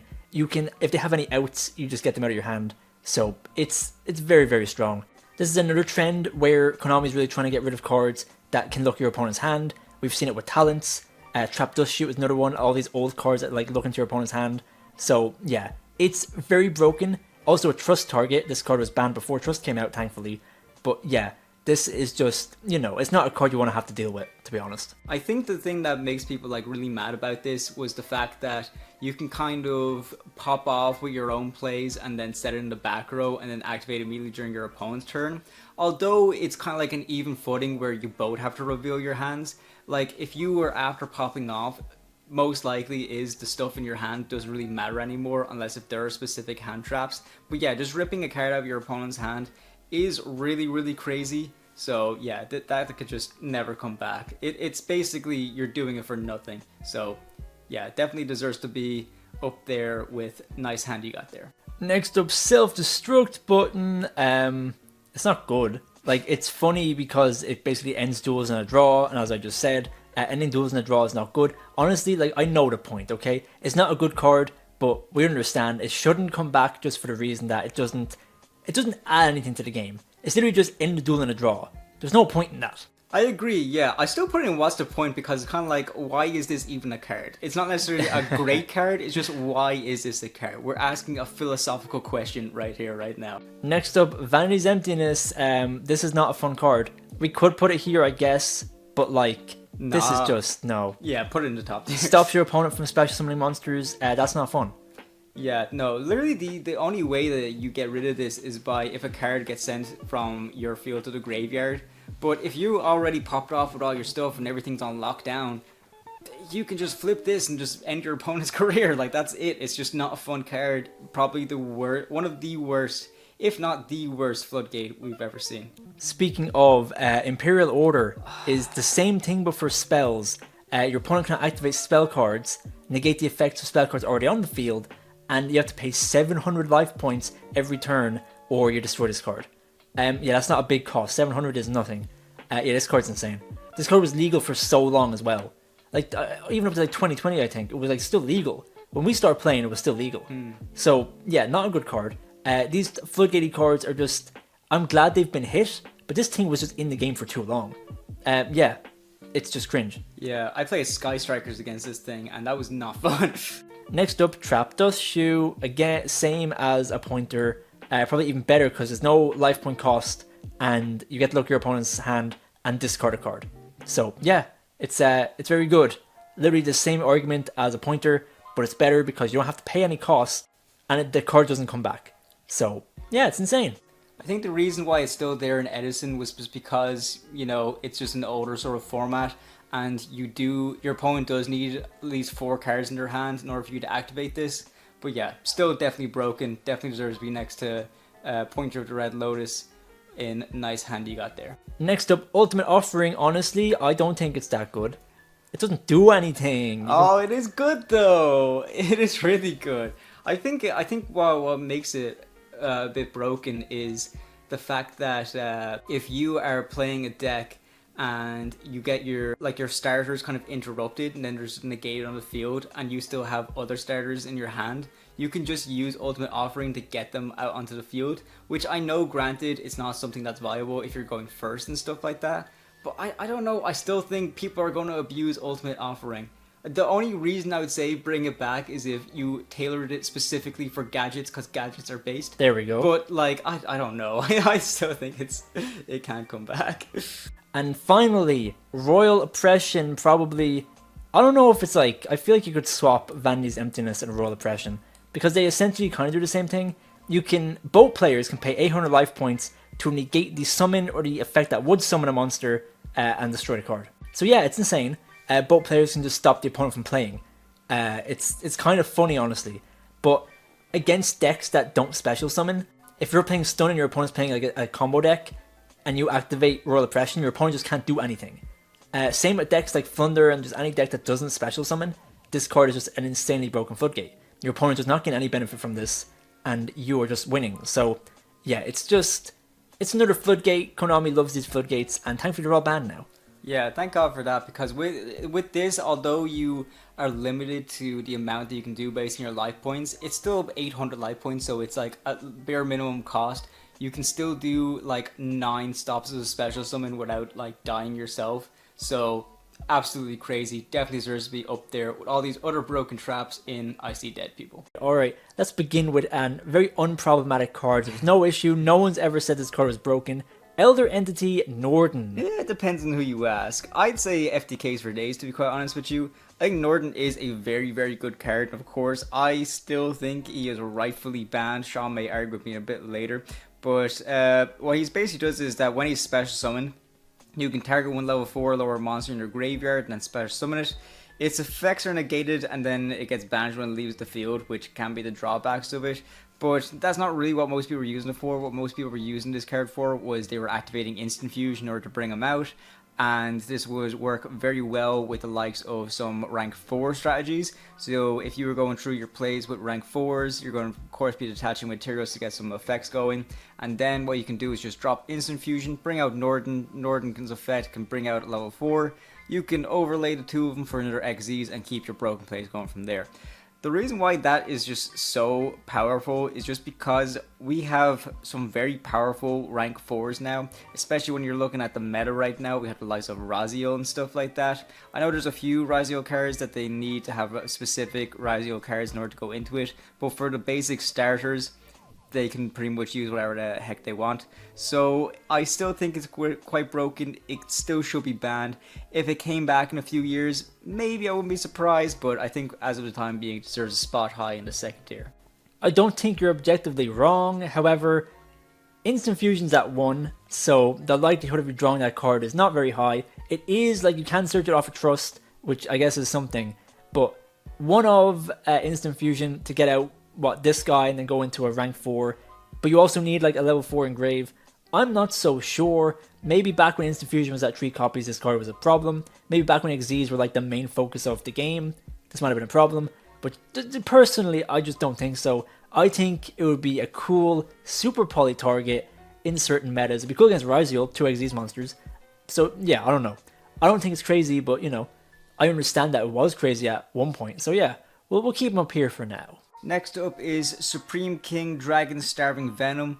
I would put him like right next to Norden just because, again, FTKs for days. This is mostly used for FTKs. You can only really use him in Pendulum strategies though, because it needs 2 Dark Pendulum monsters in order to bring it out. And he can either be fusion summoned with like a fusion card, or what you can also do is special summon him by attributing 2 Dark Pendulum monsters that you control. which is just quite an easy way to bring them out because, you know, a lot of pendulums, they just spam the board anyways, and then if they're dark pendulums, that's a very, very easy criteria to bring them out with. But yeah, I think the main reason why this was banned was just because it can burn your opponent to death, which was something that they used with Nightingale. I don't fully know the ins and outs of strategy, but I don't know. I just hear FTK and I instantly think, okay, keep it banned. We just can't have FTKs in the strategy. I just think there's too problematic. I think it should probably stay high in the FTKs for days just because FTKs are not fun to deal with. Definitely keep it banned.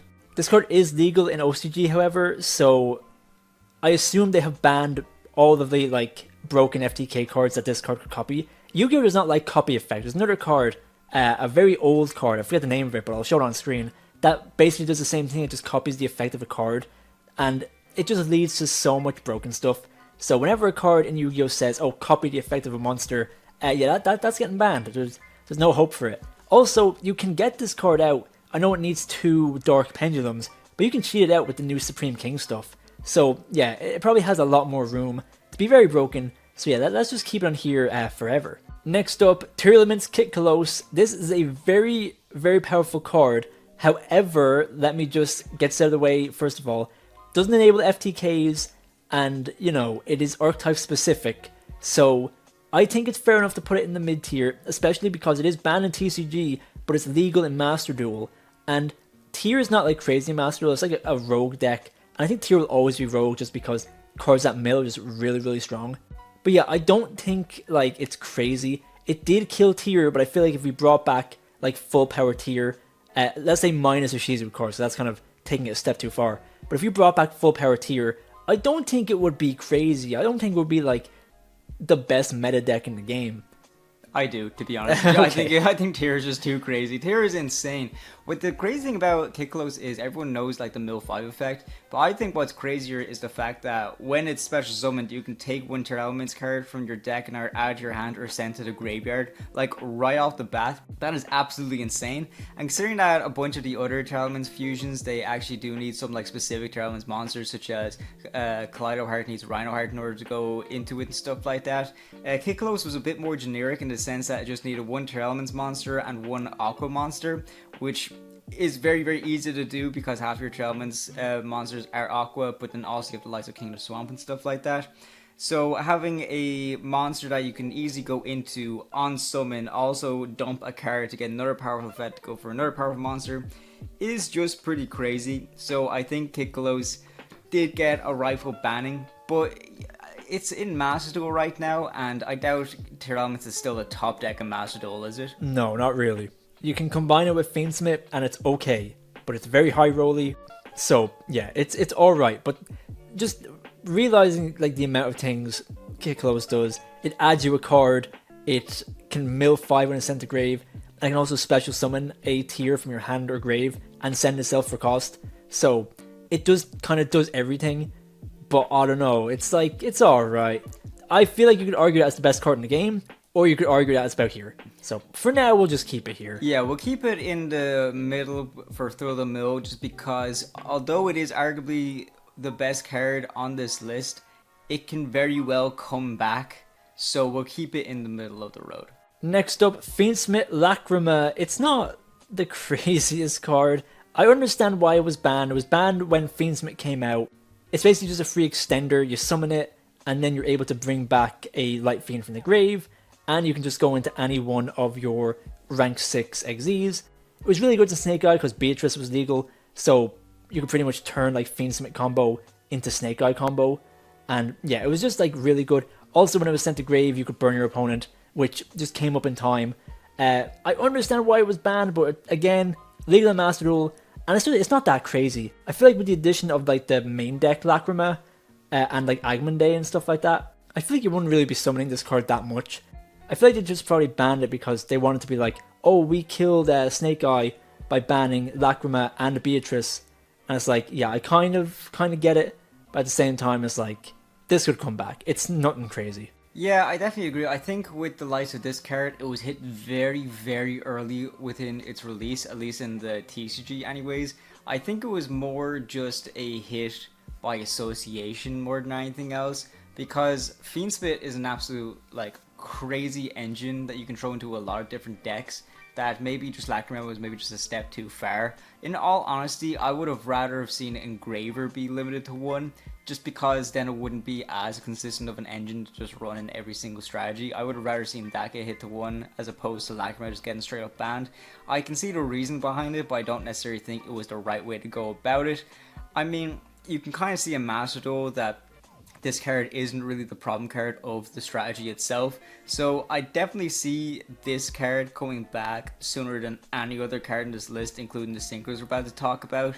So yeah, it probably deserves to be in Chaos Ruler, I hardly know her, just because, yeah, it's a very good card, but definitely not the greatest one in this whole list. Next up, Tempest Magician, more FTKs. We all love FTKs. However, I think it's like kind of not the best FTK card. It's way easier to do like a Starving Venom kind of FTK and even do some like shenanigans with Norden rather than be able to FTK with Tempest Magician, just because you have to kind of play this in a spellcaster deck, and more specifically a spellcaster deck that uses spell counters. It's basically what it does is that you can burn your opponent for 500 for every spell counter you have in the field, and yeah, of course, all you need is 16 spell counters, that's 8k damage. And if you're playing Endymion, you get like a million spell counters. So yeah, it's very strong and it should be broken because we don't like FTKs, but it's nothing crazy. Yeah, you know what's funny is because like this is an FTK if you pull it off, but you do need a few specific cards in order to pull it off properly. I would say that this would be a really bad FTK to have in modern Yu-Gi-Oh! Just because this strategy is like 10 years old at this stage now. The reason why I think it might be able to come back is just because how inconsistent the deck was overall when it was first like out. However, it's just at the end of the day, it is another way to FTK, and FTKs are never fun anyways. I know that there's a lot of ways to counter FTKs now with the amount of hand traps that we run and the way that you're always going to be constantly getting disruption. And with FTKs, you do sometimes need specific ways to do your turn in order to go about getting the FTK to be pulled off. Yeah, probably the worst FTK. I think it is probably one that would be near impossible to pull off properly and consistently in modern Yu-Gi-Oh! But it's kind of, I'm in the mindset where, yeah, it will be incredibly bricky and inconsistent of a strategy. However, if the strategy can still be pulled off, then what's the point of bringing it back? There'll be next to no one playing it. I could actually see this being used as a burn for time sort of strategy with the likes of an Endymion deck or something like that. So yeah, I say probably it deserves to be in FTKs for days, but more on the lower end. Next up, the best card in the game, Hot Red Dragon Archfiend, King Calamity. Man, this card was funny. Essentially, when it's summoned, your opponent cannot activate cards or effects for the rest of the turn. Now obviously, you're meant to summon this on your own turn to like protect the rest of your turn, swing for game and all that. But with the release of Crimson Dragon, you could very easily summon this card on your opponent's turn, and literally before they can do anything, just end their turn. They can't activate anything and you just win. Now the Synchro decks that could abuse this would be stuff like Centurion, stuff like Manadium. Pretty much any like Synchro deck that could go into like 2 Synchro 12s could get out Savage Dragon and just instantly win the game. Imagine this in Blue Eyes, that would be hilarious. With the new Blue Eyes support, turboing out King Calamity, that'd be beautiful. This card needs to go. It is essentially an FTK. It's an FTK by technicality, because if you just don't allow your opponents to do anything, what's the difference between that and them losing on the first turn? It's insane. I love Crimson Dragon as a card, so I don't think that's the problem. A lot of people might say, oh, being able to summon cards in your opponent's turn is broken. But that's just the way card design has been going. Stuff like SP, stuff like Quick Play Fusion cards, stuff like Crimson Dragon. This is like how Konami wants the game to be, but they definitely don't want you to be able to just lock your opponent out of the game and instantly win. So yeah, Hot Red Dragon King Calamity, he's awesome, he's super cool. It's kind of funny that he's just like an instant win, and he is like a Jack Atlas card, and we love it for that, but this is probably the most broken card on the list. But also another thing I will say is maybe this card can come back if Crimson Dragon gets banned, but I do agree with you. I kind of like Crimson Dragon right now. Maybe he might get really broken in the sense that you do need to address the elephant in the room and then ban Crimson Dragon. But I don't know. I think as of the time being, it was a right hit to get rid of King Calamity and keep Crimson Dragon in the game, because I would have not preferred if it was the other way around. Next up, Borlord Savage Dragon. Now, Boarload is a good card. I don't think there's any debate. I'm gonna say maybe something like, we'll put him here in the top of FTKs for days, because unlike all these other cards which are very kind of like gimmicky or like need to be in specific decks, Boarload was generic Synchro 8, which is pretty easy for any deck to go into, and was just an Omni Negate. Multiple Omni Negates actually. It would target a Link monster in your graveyard, it would equip it to itself, and you would gain negates equal to the Link rating of the monster. Also, it increased its attack, and their Omni Negates, which is just insane for, you know, a Synchro 8, which you could technically go into before like doing your main combo, so you just protect yourself from like Nib and stuff like that. So this card's pretty crazy, and I know I keep saying this, but Legal and Master Duel, I know that kind of might be an L for Master Duel, you know. I can understand that, oh, decks I can just combo out a million generic Omni Negates is not fun, and I get it, but this card was really good in Dragon Link. I think Dragon Link is awesome and deserves to be the best deck in the game. So, you know, we can bring him back now. I would put it next to Kiklos, to be honest with you, just for the same reason that with Kiklos, yeah, it's arguably one of the strongest cards on this list. However, we definitely do see it coming back. Maybe not anytime soon, but I think further down the line. I think the problem with Boarload Savage Dragon is maybe it just did one thing too far. Like, with the likes of it gaining attack of half the attack of the monster that's equipped to it, while also gaining savage counters onto it based on the Link rating of the monster equipped, which in turn are Omni Negations. Yeah, pretty broken, I have to say. I think if they just got rid of like one of the effects, in the sense that if he didn't gain the attack boost, maybe this card would be a bit more fair and could stick around for longer. But keep in mind, you do need to go through a good bit of setup in order to get into Savage Dragon. I know you already made the argument with Nibiru and stuff like that, where you can actually set him up before Nibiru, but if you really think about it, with the amount of monster you need to summon in order to perform a Link summon of a high Link monster in order to go into the graveyard to then Synchro summon into this card, it's a lot of jumping through hoops, and you will get Nibiru like way earlier than he would come out. So I definitely do think he is kind of broken in that sense, but power creep is still a thing that we will never get rid of. This card is really, really powerful right now, but I don't see it being the long-term sort of like monster that he is right now. So I think he definitely deserves to be at the top of Thrill the Mill. I do see him coming back, just not soon. Next up, a card I can't see ever coming back. We have Chaos Ruler. I'm putting him up here. He's insane. Generic Synchro 8 that mills 4. No, excuse me. It excavates 5, and you can add a light or dark from those excavated cards from your deck to your hand. And then you just mill the rest of the cards you excavated. So you're adding 1 and you're milling 4. This is like insanity. It's generic as well. It's insane. Any deck that can make a Synchro 8 can go into this and also bring itself back from the grave. This card's awesome. Yeah, it's quite crazy. You know what's funny as well? Like, you technically you don't even need to add a monster in order for him to get the mills anyways. So that's what made it like really crazy. And the fact that it's generic. If it was a bit more deck locked, in the sense that, I don't know, it was archetype specific, like Lightsworn or something like that, or maybe you needed a specific attribute in order to use it as a synchro material or whatever, maybe it could be a bit more balanced. But honestly, no. What I think is really crazy about him is that he has a few other effects as well. Because what you were able to do is, if he was in the graveyard, like during the next turn, the turn he wasn't sent there, you can actually banish like a light in the dark and just bring him right back out from the graveyard. So he had a lot of recursion stuff.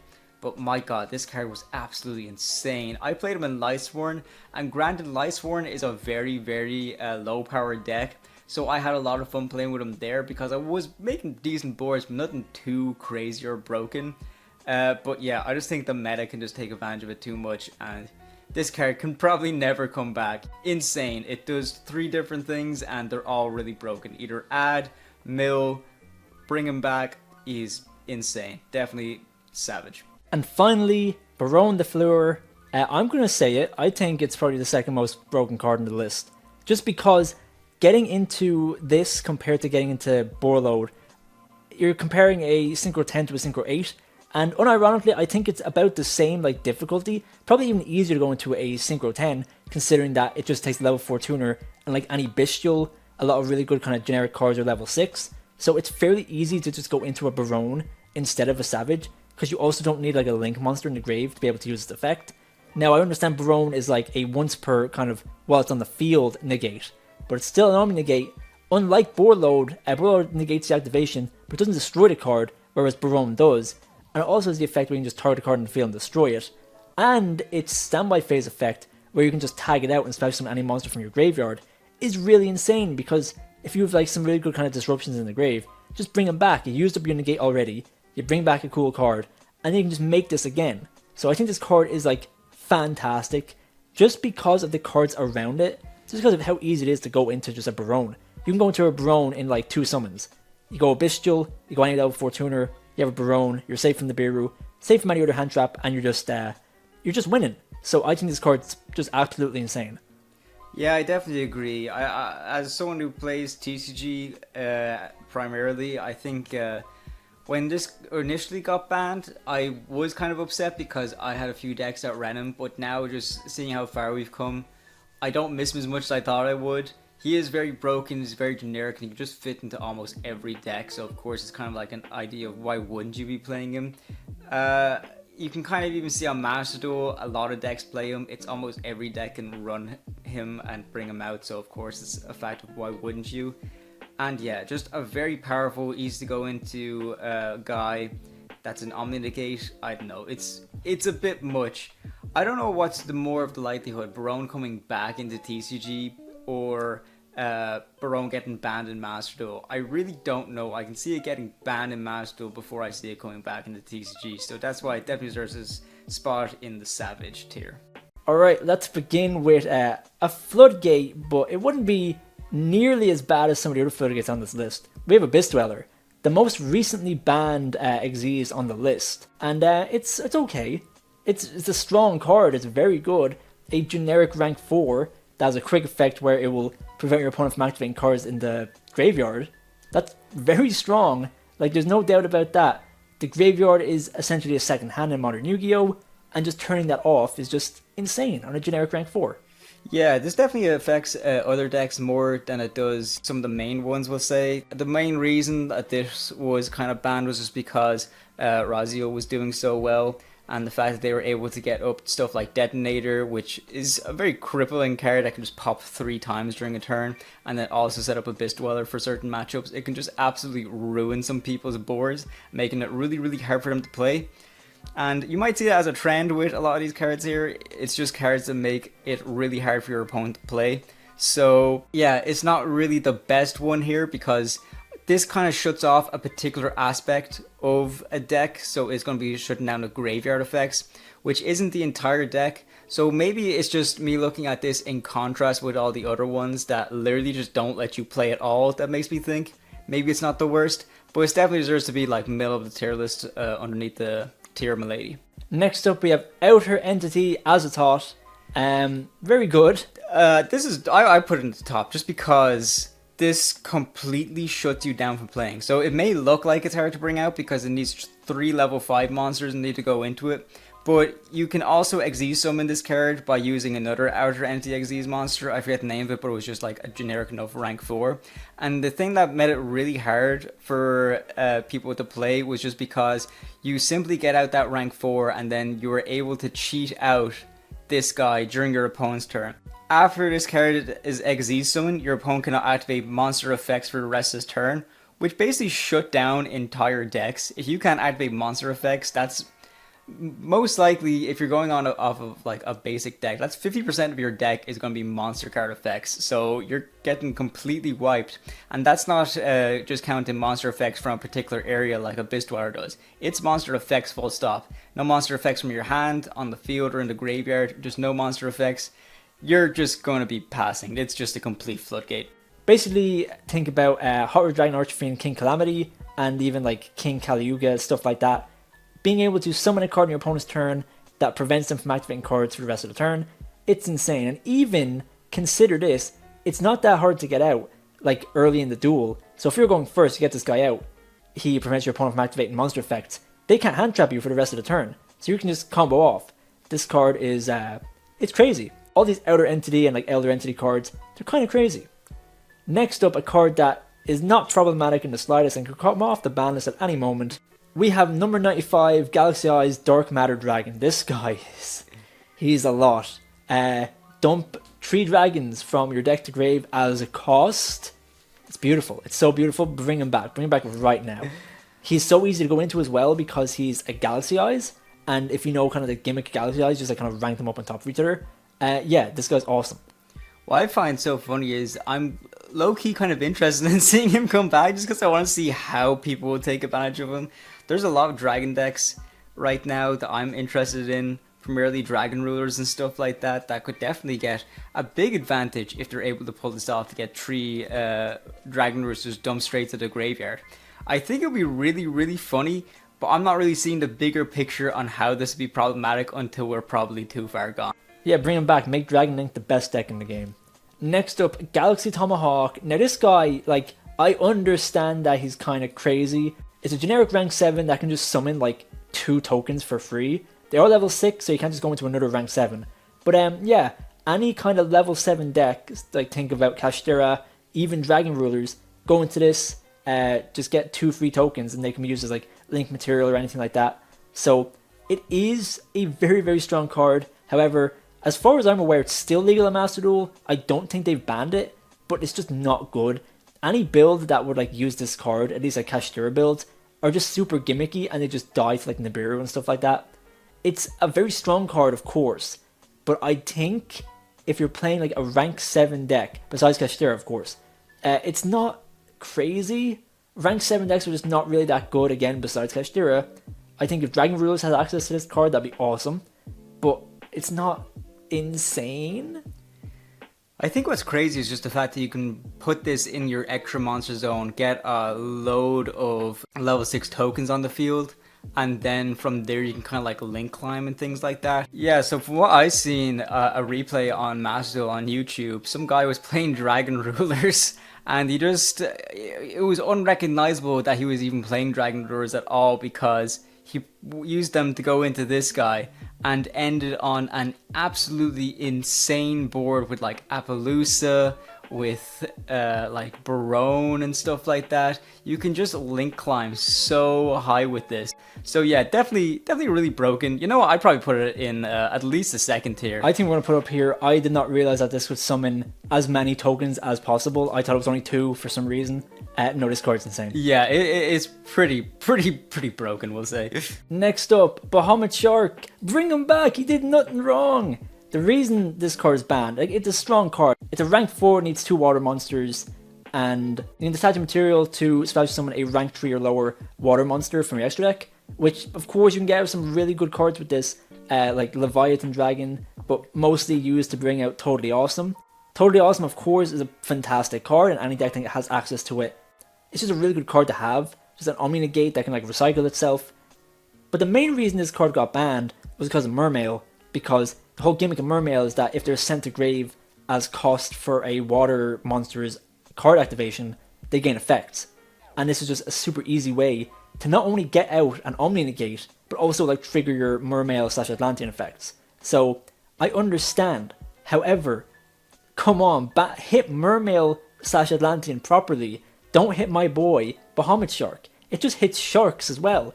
Anyone who wants to play pure sharks is suffering here. Bring him back. Yeah, I definitely agree. I think it was just an indirect hit that was unfortunate because I actually do really like this card. I think it's really cool that like a bunch of water decks can just throw in this little engine and get a Totally Awesome. Just because, yeah, Totally Awesome is a really busted card that's really hard to like out and stuff like that. But the fact that you needed 2 water monsters to go into Bahamut Shark proves that it was kind of being restrictive in itself, that it can only fit into certain decks and the likes of that.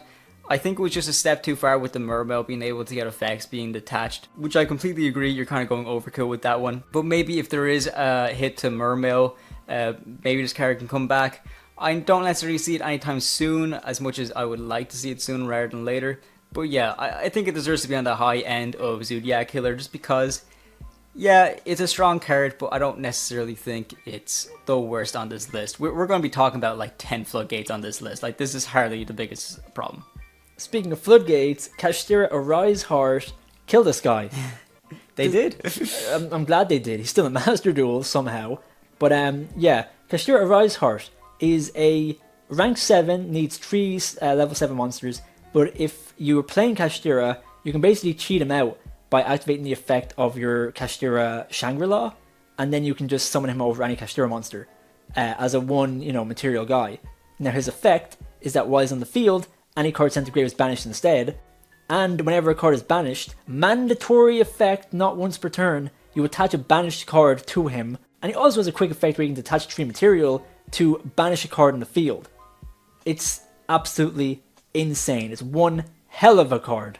Yeah, he just definitely did way too much. I mean, we played a lot throughout this cash format kind of thing. It's just straight after Terra Elements. What I really thought was cool about this was the fact that, oh, cash was like the deck that's going to like beat Terra Elements because they're going to be banishing a lot and stuff. That's something that's going to really mess them up. But no, they basically just became the primarily dominant deck of the following format after tier was already hit, and then we all had to suffer the consequences of getting all our stuff banished. It's just one of these cards that just does too much. You already listed all the effects, of course, but what I really hated was then after there was some hits to cash, like before Arise Heart got banned, people were still able to just get 3 level 7 monsters on the field anyways, and hard go into Arise Heart, which was just absolutely ridiculous. The fact that Cash didn't do that in the first place means that there was really no point to make people cheat it out with Shangri-La. But it's just an insane card. But I still think that there's going to be a lot worse cards that we're going to be talking about. So it is a really, really tough card, but there's just worse on this list. Next up, number 89, Diabolos the Mind Hacker. Now, on his own, he was not very problematic before Kashtira. The main gimmick of Kashtira is that they banish cards specifically face down. Now, what Diabolos does is that it is a rank 7 that can banish a card from your opponent's extra deck face down, which already is insane. Being able to look at your opponent's extra deck and just banish a card is absolutely crazy. But whenever a card is banished face down, you can banish cards from the top of your opponent's deck equal to the number of face down banished cards. Considering Kashtira's whole gimmick is banishing cards face down, this card could start like milling your deck for like 8 cards at a time, and not even milling them, banishing them, and not even banishing them face down where you just cannot get them back. So you could legit like deck out from this, and it's also made it so easy for Kashtira to zone lock you. Like, you've all seen the screenshot of like the whole field being zone locked, and that's what this card could do. That's what enables that, was Diabolos just being absolutely insane, banishing too many cards. And yeah, this card is just it's crazy, but it wasn't an issue until Kashtira.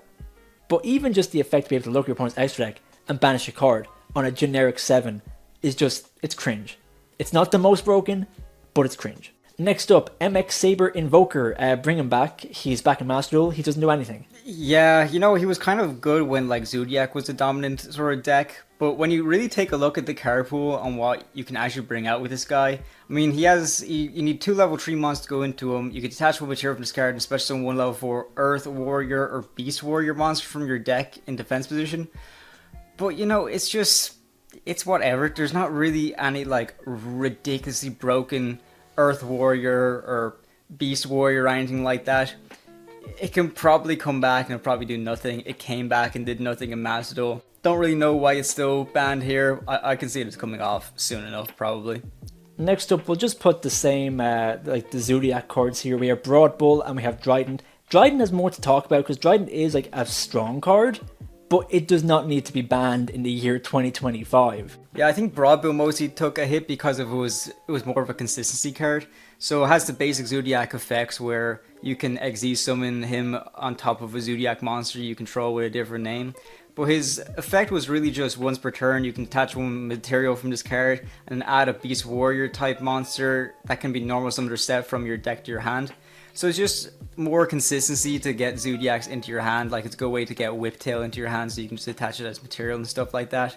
But Zodiac isn't as broken anymore. I think if Zodiac ever did come back, there's no way you can actually play it as a pure deck. It's just not strong enough. You won't be throwing it into like Tri-Brigade or something like that to make it somewhat relevant. I think it still has potential to be a good deck, but even when you look back to like, oh, what was the like most broken Zodiac boards that people were ending on? It wasn't really anything impressive. It was just good to have Dryden on field along with your other like non-engine, because Dryden's a nice sort of pop. But also the fact that like pure Zodiac builds, I remember when Dryden was limited for like the small brief window that we were playing, and honestly the only sort of like consistent combo you can get with Zodiac was bringing out 3 XYZs monsters so you can go into your Infinitrack monster, which really doesn't do a whole lot.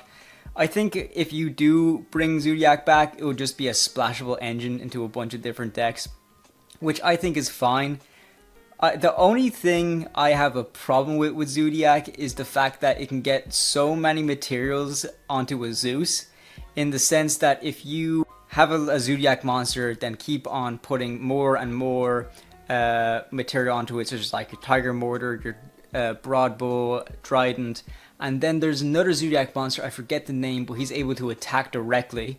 And even if he does attack directly, it doesn't matter, because main phase 2 you can overlay it for Zeus, and then Zeus has like 3 board wipes underneath him.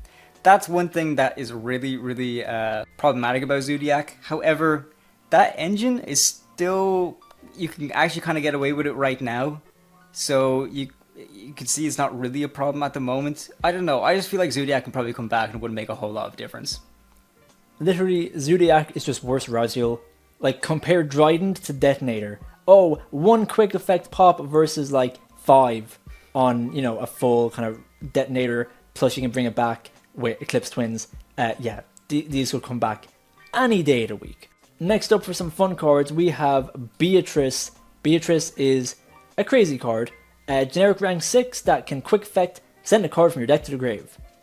That's just crazy. Send any card, doesn't have to be specifically a monster or anything like that. Monster, spell, trap, any card from deck to grave. It's a quick effect so you can do it twice. This card is insane. Yeah, well, I'll be honest with you, I quite like this card just because I threw it into a few decks. There's so many ways you can just use and abuse this card. I used it primarily in Virtual World, so that I can use the effect during my turn to dump Shaddoll Beast, and then Beast will get an effect to let me draw a card, so that's a +1. But then when it passes over to your opponent, you're able to detach another material to dump the likes of Trellman's Havness. Then Havness effect, when it hits the graveyard, was able to fusion summon using itself and the Shaddoll Beast to bring out Winda. So you're basically able to Winda lock your opponent just for the cost of 2 rank 6s, which I thought was very, very funny. I think the only one that I didn't like a whole lot was the fact that people were dumping this with transaction rollback and that Shiranui card that basically kind of made you stop playing. Stuff like that I can understand being really, really annoying, but if there's ways to interactively kind of combat this with the likes of bringing out a wind and stuff, I never found it too bad, but then again, I was never on the receiving end of it. I think Beatrice was just a little bit more restricted, maybe to be played more with just Burning Abyss and the likes. That might be a little bit better, because if you bring her out by overlaying her on top of a Burning Abyss monster, she can't dump that turn. Quite restricted if you're playing it in the deck she was made for. But if you're able to just throw it in randomly into a bunch of other decks, I can see how that can be problematic. So yeah, still a very strong card, but I'd put it at the top of detachment issues probably. The straw that broke the camel's back in this case was not even tier. This card was good in tier, but in tier you had to run like Malicious and like the level 6 Destiny Hero Fusion monster, which was funny. Like milling Malicious in tier is hilarious. And you know, it wasn't even crazy in tier. It was really good in tier, of course, but it wasn't like insane. What broke the camel's back was Fiendsmith. The way you could just easily make a rank 6. You could dump Snake Eye Ash, and then from your Fiendsmith combo, go directly into Promethean Princess, Princess bring back Ash, go full Snake Eye combo, all for the cost of just like the new Fiendsmith cards. So yeah, that's really what got this card like destroyed. Of course, the transaction rollback stuff was like stupid, it was just not fun, but what really got this card banned was just the fact that it just made Snake Eyes like still alive pretty much. Next up, we have rank 4 Beatrice. This card is even more broken because of the rank 4. Any deck can make a rank 4. Compared to a rank 6, a rank 4 is easy. The only thing is, it's not a quick effect, so you can only do it like on summon. However, it's a soft once per turn. So you go into this guy twice, and then there you go, you mill 2 cards, and you're winning. So yeah, not much else to say. It's just rank 4 Beatrice, and yeah, it would be funny if it came back, but don't bring it back. Again, if this was archetype specific, maybe it can come back and stuff like that and have a bit more restrictions. But it literally says you can send 1 card from your deck to the graveyard. What the hell is up with that? That is just insane. There's no way this thing can ever come back. I might put it in the top row, to be honest with you, just because it's just that generic. Yeah, the Lavalval chain is on a different level. Definitely deserves to be in the top tier. Next up, number S0, Utopic Zexal. He's just Elder Entity Azathoth, but like, again, pretty much, he's actually way more broken, to be honest. You can just summon him by using a Utopia monster and like discarding a spell or something like that. And you just go straight into this guy, and he has the quick effect where you can detach a material, and for the rest of the turn your opponent cannot activate card effects. So this is a quick effect. You don't even have to summon it on your opponent's turn. You summon it, pass turn, draw phase, quick effect, detach a material, your opponent cannot play the game. How was this ever legal? This is the most broken card ever made. I don't know why this thing was ever printed. Why is that a quick effect is what I want to know. That's absolutely insane. This is a quick effect. At least with Outer Entity Amathot or whatever his name is, like there was ways that you had to like be smart about getting them out during your opponent's turn by using trap cards and stuff like that. But this you can just set up and then it's a quick effect you can activate during your opponent's turn to not let them play the game. That's insane. Should never have been printed. What were they thinking?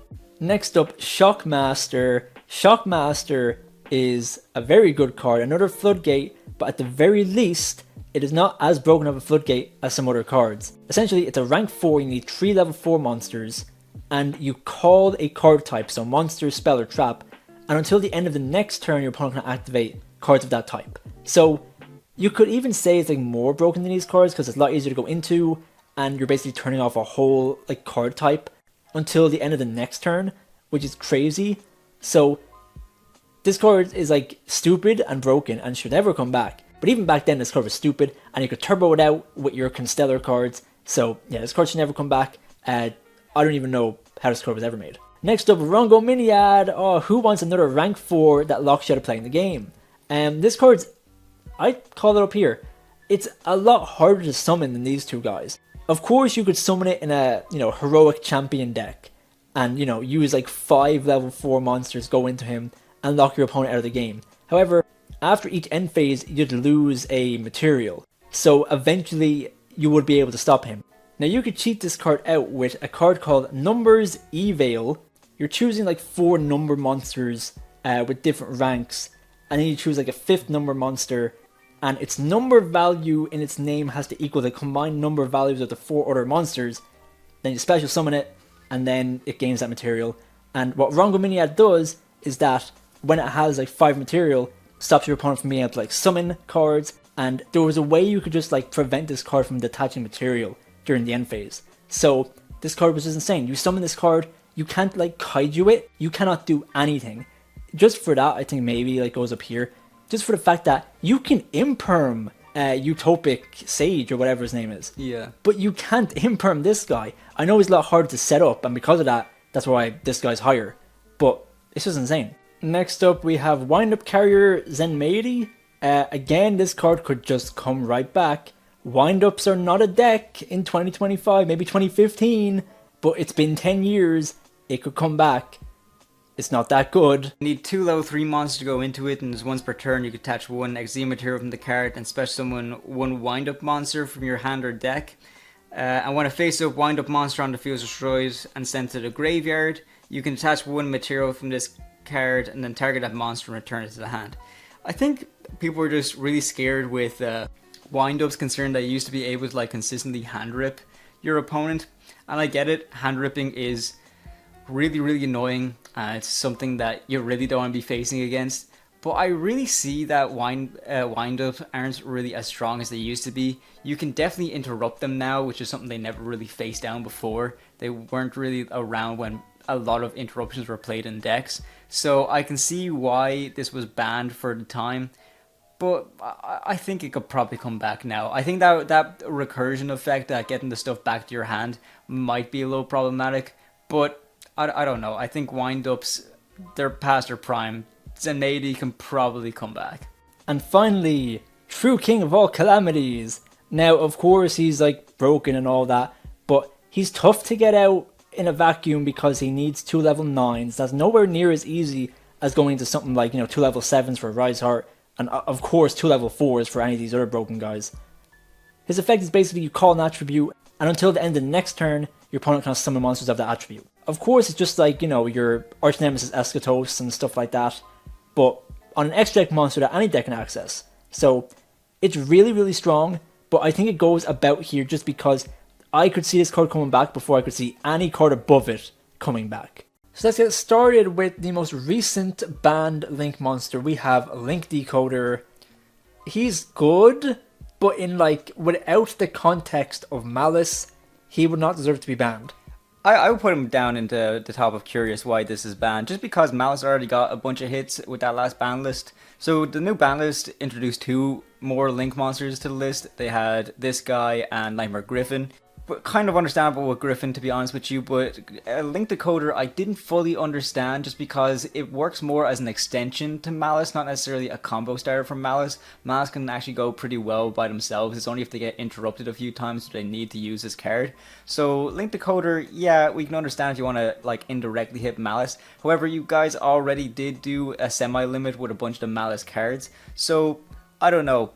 Maybe it's because that new card that was released in Alliance Insight would actually boost him up to be a bit above Yugioh. Maybe that's why they wanted to hit it a little bit more than just doing the semi-limits. But still, I don't think this was a necessary ban per se. I think they could have hit Malice in a few other ways. Maybe instead of semi-limiting all the cards, maybe they did a limit to 1 or 2. Who knows, but I'm curious why this is banned. Next up, we have Electromite. I don't like pendulums, I'll be honest with you, and he's like a pretty damn good card. He's not once per turn. He does a million things, like he places guys from deck to Pendulum Zone. He can draw you cards. He just does a bunch. And at least on Master Duel, it's just crazy what this card can do in combination with cards like Zealantis, where you can resummon it and then use its effect again. And you can also bring it back using certain cards. Actually, it's a fire, so you can bring it back off of Promethean Princess and use its effects again. It's a bit broken. However, pendulums suck, so I don't even think if this card came back, it would not be that good. At the same time, no one likes pendulums, so he definitely deserves to stay banned, in my eyes. Maybe for a little bit. I still feel like it can come back, maybe just because I'm just looking at Master Duel. In fact, Master Duel has it quite active. I think maybe he can come back because not a lot of people are playing pendulums. If there comes a very broken fire pendulum deck, and I don't mean ignites or anything like that, like an actual properly competitive one, maybe it should stay banned. But as of the time being, it seems to be quite alright. I do like the little bit of synergy, the fact that it's a fire and stuff like that. It can go well with Promethean Princess and Amlawell and all the likes of that. However, I don't know. I still feel like pendulums aren't that strong anymore. You know, with pendulums, it was kind of like people thought a bunch more were broken because they can do like 3 different things. Well, now every card does 3 different things. So, you know, it's kind of just a standard card nowadays. I will agree that maybe like the +1 of the draw with Electromite might have been a step too far. Come on, he already does everything else.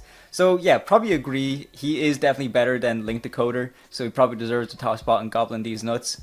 But yeah, we can make an argument for either way. Next up, Meow Meow Mew, bring him back! Bruh, why are you still here? Come on. He's only here because it was a Link 1 Earth monster that Adamantipator was able to take advantage of, but that didn't mean they had to absolutely annihilate Prank Kids just to hit Adamantipator. Adamantipator already lost Block Dragon as well, so like, they've suffered enough. Let Prank Kids live their time. Prank Kids isn't even all that good of a deck, I can say, just because it does some pretty cool things. However, it never really took advantage of generic links. They really needed to lock themselves into their own, because all the Prank Kids Link monsters need specifically Prank Kids monsters in order to go into them. So it was never really a powerful deck, and it's never really going to be a powerful deck, especially with this card still being banned. At least give us one. Next up, Sprite Elf. Now, Sprite Elf is a very good card. It's very fun to use in Sprite decks or in pretty much any deck that has like any level 2 monster. People have used it on Master Duel in like dinosaur decks and stuff like that. But yeah, it's like pretty much a really strong Link 2. Especially if someone's any level 2 monster from Grave, or can even bring back Link 2s and stuff like that. This is a quick effect during the main phase, so you can use it on your turn and on your opponent's turn. You can bring back stuff like IP in the Grave, which is just a bit much. If you're playing it in sprites, you can bring back stuff like your negates, like your Sprite Red and your Sprite Carrot. But I think the most egregious effect of this card is that it is generic. All you need is like a level 2 monster to summon it, but it doesn't lock you into anything, and it can be used to protect your really strong boss monsters, because whatever this card points to cannot be targeted.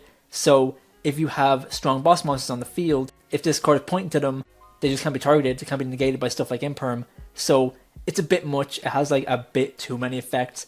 Don't get me wrong, I like the card, it's fun to use. It's fun to use some broken cards, but it's just a bit too broken. It would be cool if it was like only used in sprites, but the fact that it's generic really pushes it over the top. Most of the problems with these Link monsters is that they are generic, and yeah, it's a bit too good in my opinion. Next up, Topologic Gumblar Dragon, FTKs. Everyone loves a good old Gishki FTK. Rip cards from the hand, you cannot play the game. It's just fantastic. Back in, I think 2019, when Goki, excuse me, not Gishki, man, Gishki would be the best deck if it had this card. Goki FTK was something to be feared, using Gumblar Dragon to basically rip a bunch of cards out of your opponent's hand. It was just insane. It was just really, it was pretty much an FTK. It wasn't like an FTK by like definition. You weren't like burning your opponent, but you were getting pretty much, I think, 4 cards out of your opponent's hand.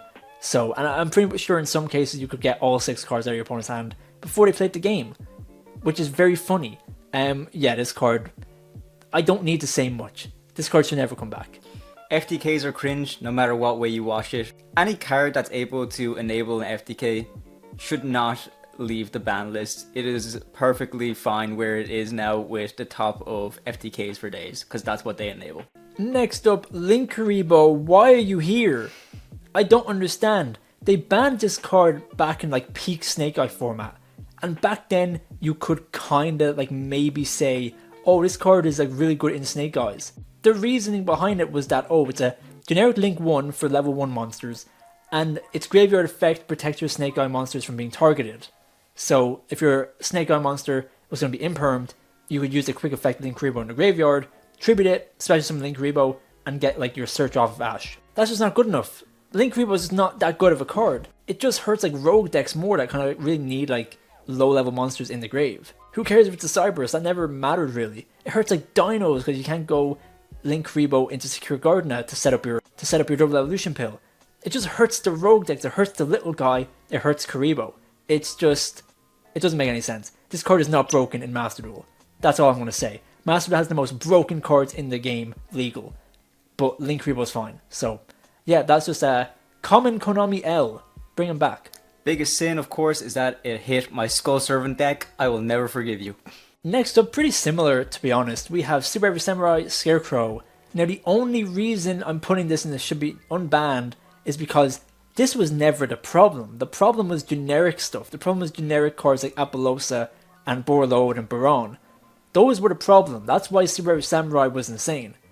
No one played Super Heavy Samurai before the new support, and the only reason they played it was because it could just turbo out all these really strong generic Omni-Negates. Scarecrow, of course, it's a Link 1, but it's not a generic Link 1. It only goes into Super Heavy Samurai decks, and it's just, on its own, is just not that good. I definitely agree. One thing that people complained about was that it just made any of your Super Heavy Samurai monster a starter, which, you know, yeah, fair enough. There is such thing as having too many starters. However, that's the way most decks are now. I mean, Yugioh is a good example of just having so many starters. Marincess has so many starters. All those other kind of decks.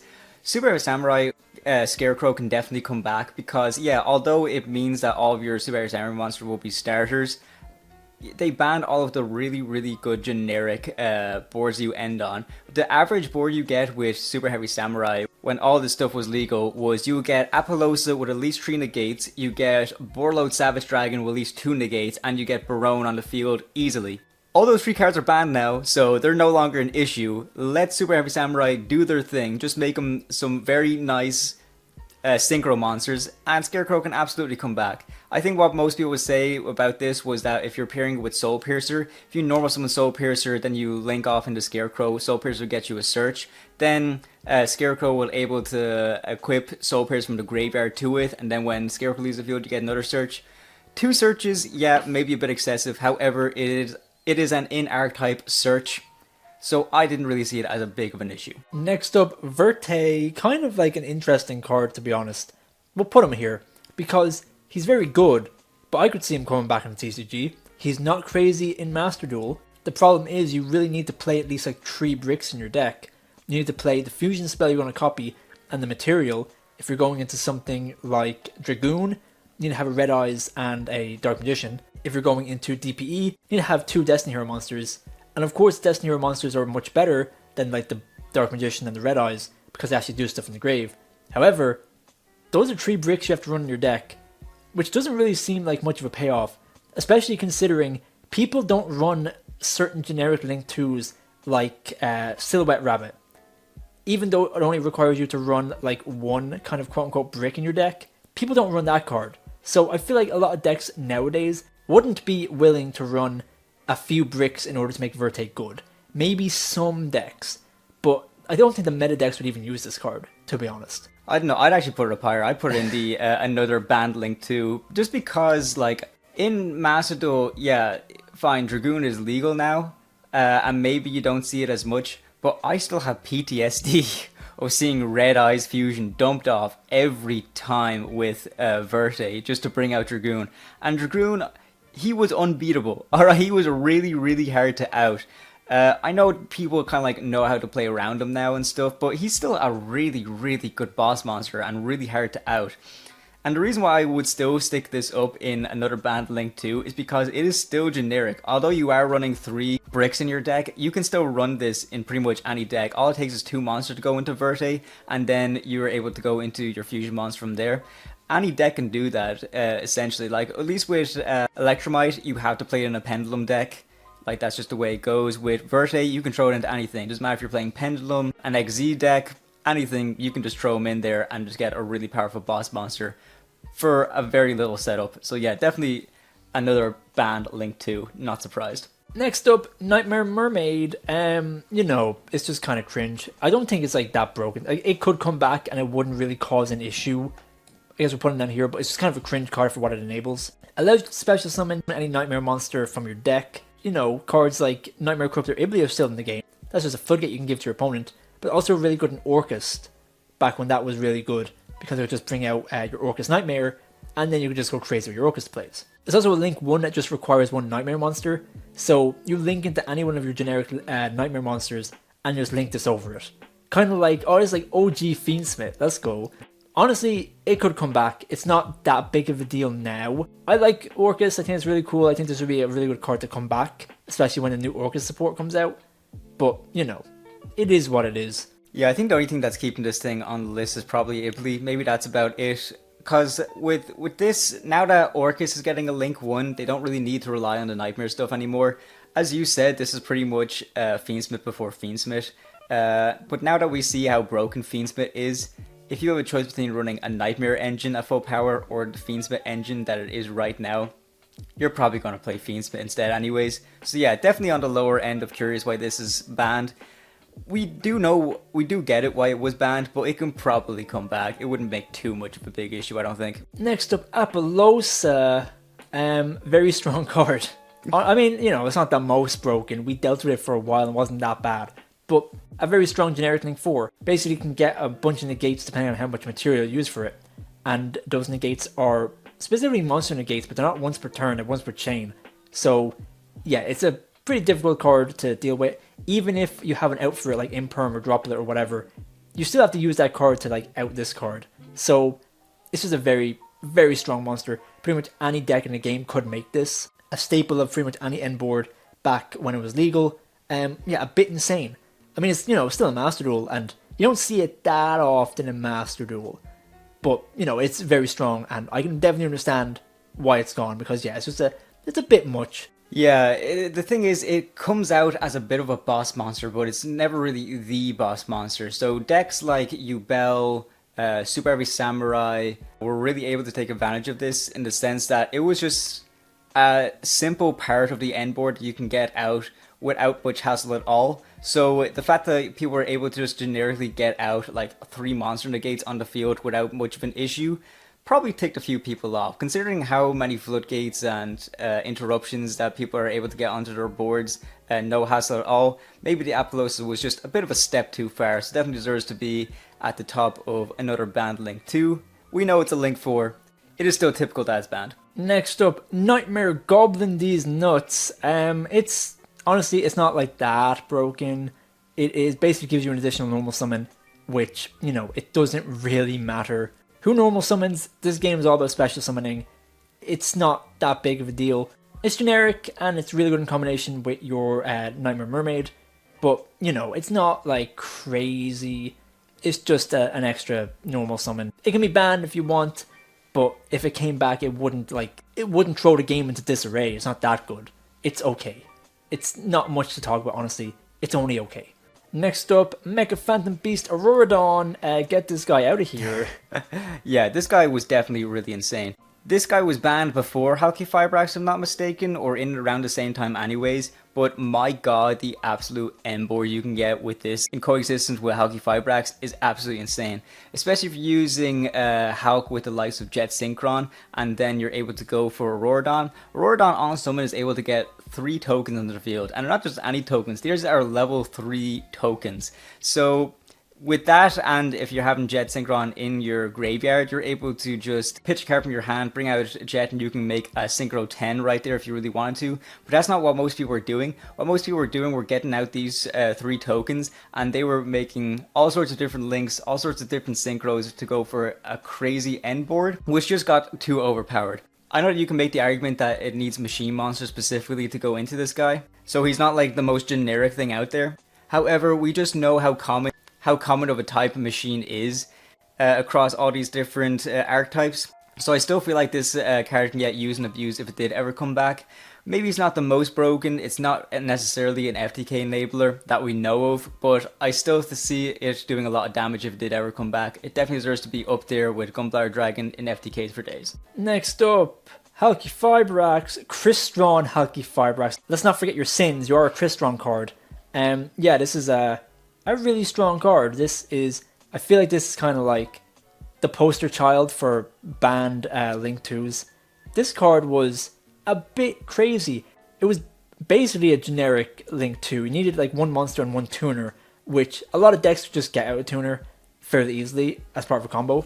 And what it allowed you to do was special summon any level 3 or lower tuner directly from your deck. The amount of targets for this card was absolutely crazy, basically leading to any good level 3 or lower tuner getting banned for the longest time, before they finally hit Hulk. And Hulk wasn't only broken because of this, it was also broken because of its quick effect on your opponent's turn, which just let you special summon a Synchro tuner monster from your extra deck, which had a lot of really good targets. Just on such an easily summonable monster, it was just way too much. And the combos with this card and Mecha Phantom Beast Auroradon were just out of this world, insane. This card needs to be gone forever. Yeah, it was kind of becoming a running joke at the time when he was still legal that every ban list that we got, another generic tuner was being banned, which was kind of funny, I have to say. But Hulk did finally get his comeuppance. He paid for his sins, and now we're slowly getting back all of our tuners again, so we can at least rejoice with that. But definitely, Hulk deserves a spot at the very top of FTKs for days. Next up, Guard Dragon, Agripane. Bring him back! Dragon needs to be the best deck in the game. Okay, no. He's a bit broken. Pretty much allows you to special summon any dragon monster from the extra deck. That's, yeah, I said it there. Allows you to special summon any dragon monster from the extra deck. Of course, only monsters that can be special summoned. So if a monster needs to be link summoned or needs to be synchro summoned, can't summon them. But there's a lot of cards that you just can summon. Cards like Hot Red Dragon Archfiend Abyss, basically for free, is a bit much. It's just really good on practically a generic Dragon Link monster. So yeah, Dragon Link would just use and abuse this. Not even Dragon Link. It was mainly kind of like, at the time, just the best decks in the game could just use this card. It's a bit much. The Guard Dragons have had a history on the ban list. They're just very strong cards. Insanely broken card. Probably should not come back, especially nowadays. There's probably a million more good targets for this card. So yeah, let's keep him where he is. Next up is Isolde. This kind of bothers me because it was not that good. It was good in Infernobles, and that was pretty much it. I was good in a lot more though. I think Isolde, it was probably banned too late, I will admit. However, I do think it still does need to be banned. I think the straw that broke the camel's back was the Exodia FTK, that you needed 3 copies of Isolde in order to get the FTK to go. So yeah, although it is based because you're using Exodia to FTK, I still think Isolde does deserve to be here just because it was very generic for all warrior decks, and there are a lot of warrior decks. Even heroes were using this for a small time. Although you did see it more prominent in the likes of Noble Knight decks, just because they were able to get rid of a bunch of their equip spells into the graveyard as quickly as possible, they still get a bunch of advantage by having their equip spells in rotation, especially with the likes of Phoenix Sword and stuff like that.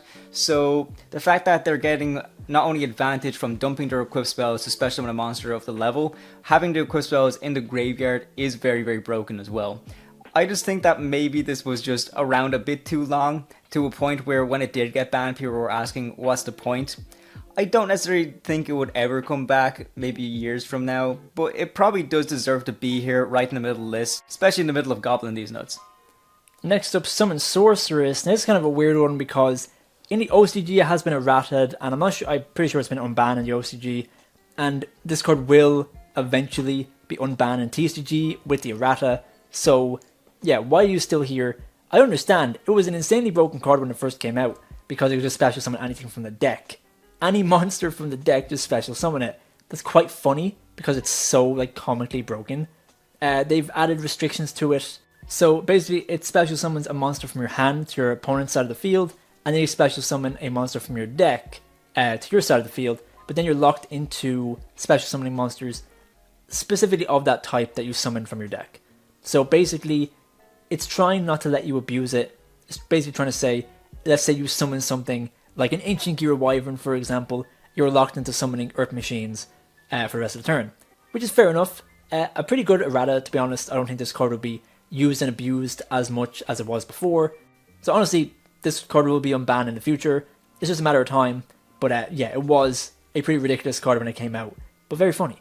I'm looking forward to trying it out in Cyber Dragon, just because we're going to be spamming the board with a bunch of Cyber Dragons to get them in rotation as quickly as possible.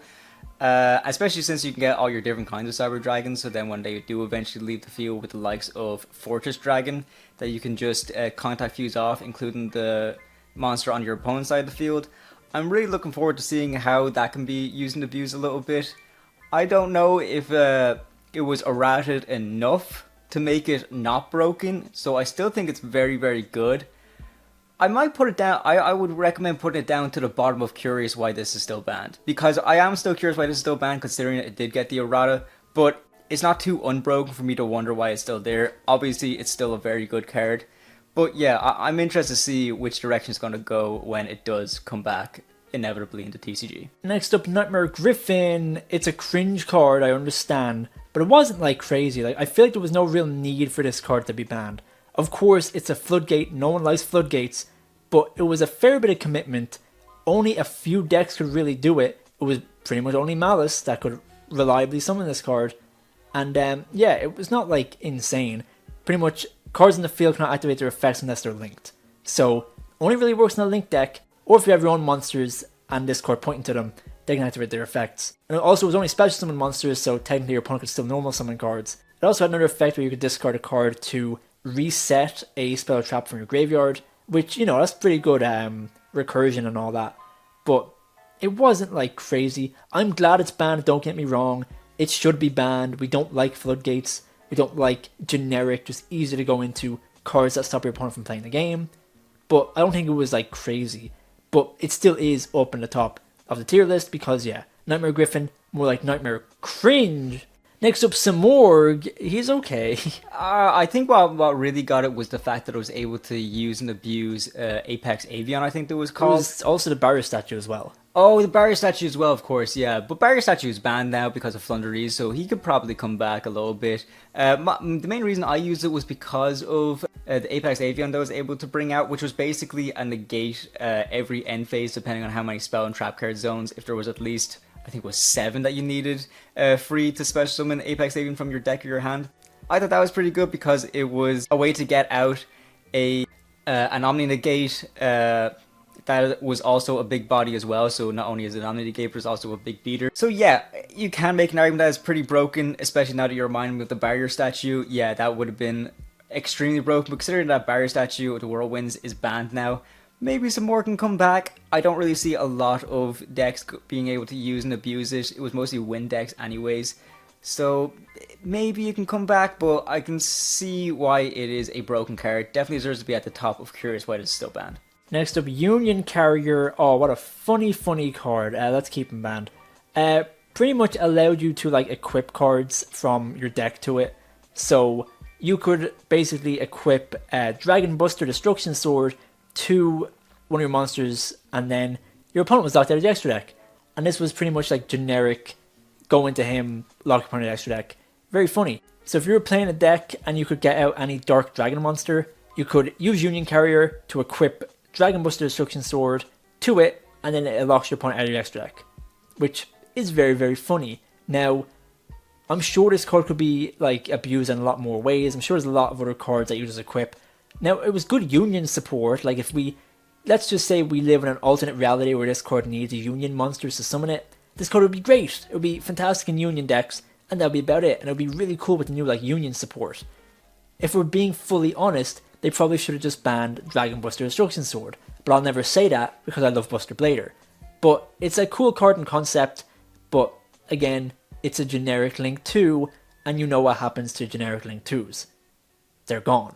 Next up, Link Cross. He's a broken little man. Yeah, keep him up there. I'd say he was like a Rorodon on steroids, because with Link Cross you needed a Link 1 or Link 2 monster in order to go into it, but then when you go into it, you were able to special summon up to 5 tokens onto the field, which is insane. Although you couldn't use them as Link material, that does not matter. You can still use and abuse 5 tokens any way you want, whether you're using that as synchro material, if you want to use it as a bit of filler for some fusions or whatever, you can absolutely do that. And just getting 5 bodies onto the board as quickly as possible is just absolutely insane. Link Cross, I don't know what they were thinking when they brought this card out, but it definitely deserves to stay banned. I think it should go a few spaces higher, next to Rorodon at least, just because it is really that crazy. Link Cross, considering how generic it can be to use any Link 1 or 2 monster in order to go into him, means that you can use and abuse it in any deck whatsoever. So yeah, definitely Link Cross, too crazy to come back ever. Next up, Guard Dragon LP. Hear me out. Hear me out. No. Hear me out. No. Think about it this way, a Link 1 that special summons a monster from the deck. That sounds like Fiendsmith Requiem to me. He should be banned too. Maybe that's true also, but dragons are cool and dragons are based. And in fairness, it's not as easy as simply just getting out your Requiem. He needs to be pointing to a zone that another Link monster points to, which generally is pretty hard to set up. You do need a lot of resources to do this, just to bring out any dragon monster from your deck. I think this is fair and cool, and I think dragons are awesome, so let's bring them back. And finally, Curious, the Lightsworn Dominion. You know, we could say Curious why he's banned, but being able to Foolish Burial any card is pretty good. I think it's any monster. But this card was mainly banned for 2 reasons. One, because of tier, and also specifically because of Fairy Tail Snow. When Fairy Tail Snow was legal, being able to dump that here with Curious was just a bit too much. But, you know, we know what happens to cards that just dump any card from deck to grave, i.e. Beatrice. They're getting banned. Yeah, the only thing with Curious that maybe makes it a little harder to go into her is that the fact that it needs 3 monster with the same attribute but different types in order to go into her. So of course, not every deck is able to abuse that. But my god, Tyr was able to find a way. I mean, granted, Tyr does have a lot of different attributes in their deck anyways, regardless, so it does make sense that they're able to use and abuse it. And if this card was linked summoned, you can send 1 card just from your deck to the graveyard, and that's any card, so they were always sending their Tyr monsters in order to go for some fusions from there. But that wasn't only the issue with it.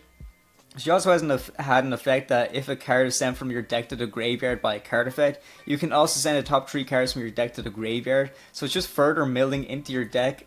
It was just too much, absolutely broken.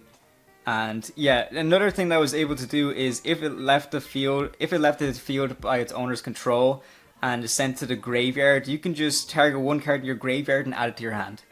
This card just did too much. Maybe we're not too curious why it's banned anymore. It probably deserves to be up there a little bit. Yeah, perhaps. We'll put him up here. That's that's a pretty broken card. Pretty crazy. Alright, that's it for the list. If you want to buy any of these cards, maybe you want to play a retro format, make sure you check out our TCG Player affiliate link in the description. If you use that link to buy cards, you directly support the channel and help us keep up the content. If you also want to support us, make sure you check out our memberships. Members get access to our videos as soon as we make them. Shout outs to all of our members, Kieran Thompson, Ron Eel, Jojo TV, John Cran and Vex. We really appreciate the continued support. Thank you so much. And again, thank you all for watching and stay tuned for more tier lists.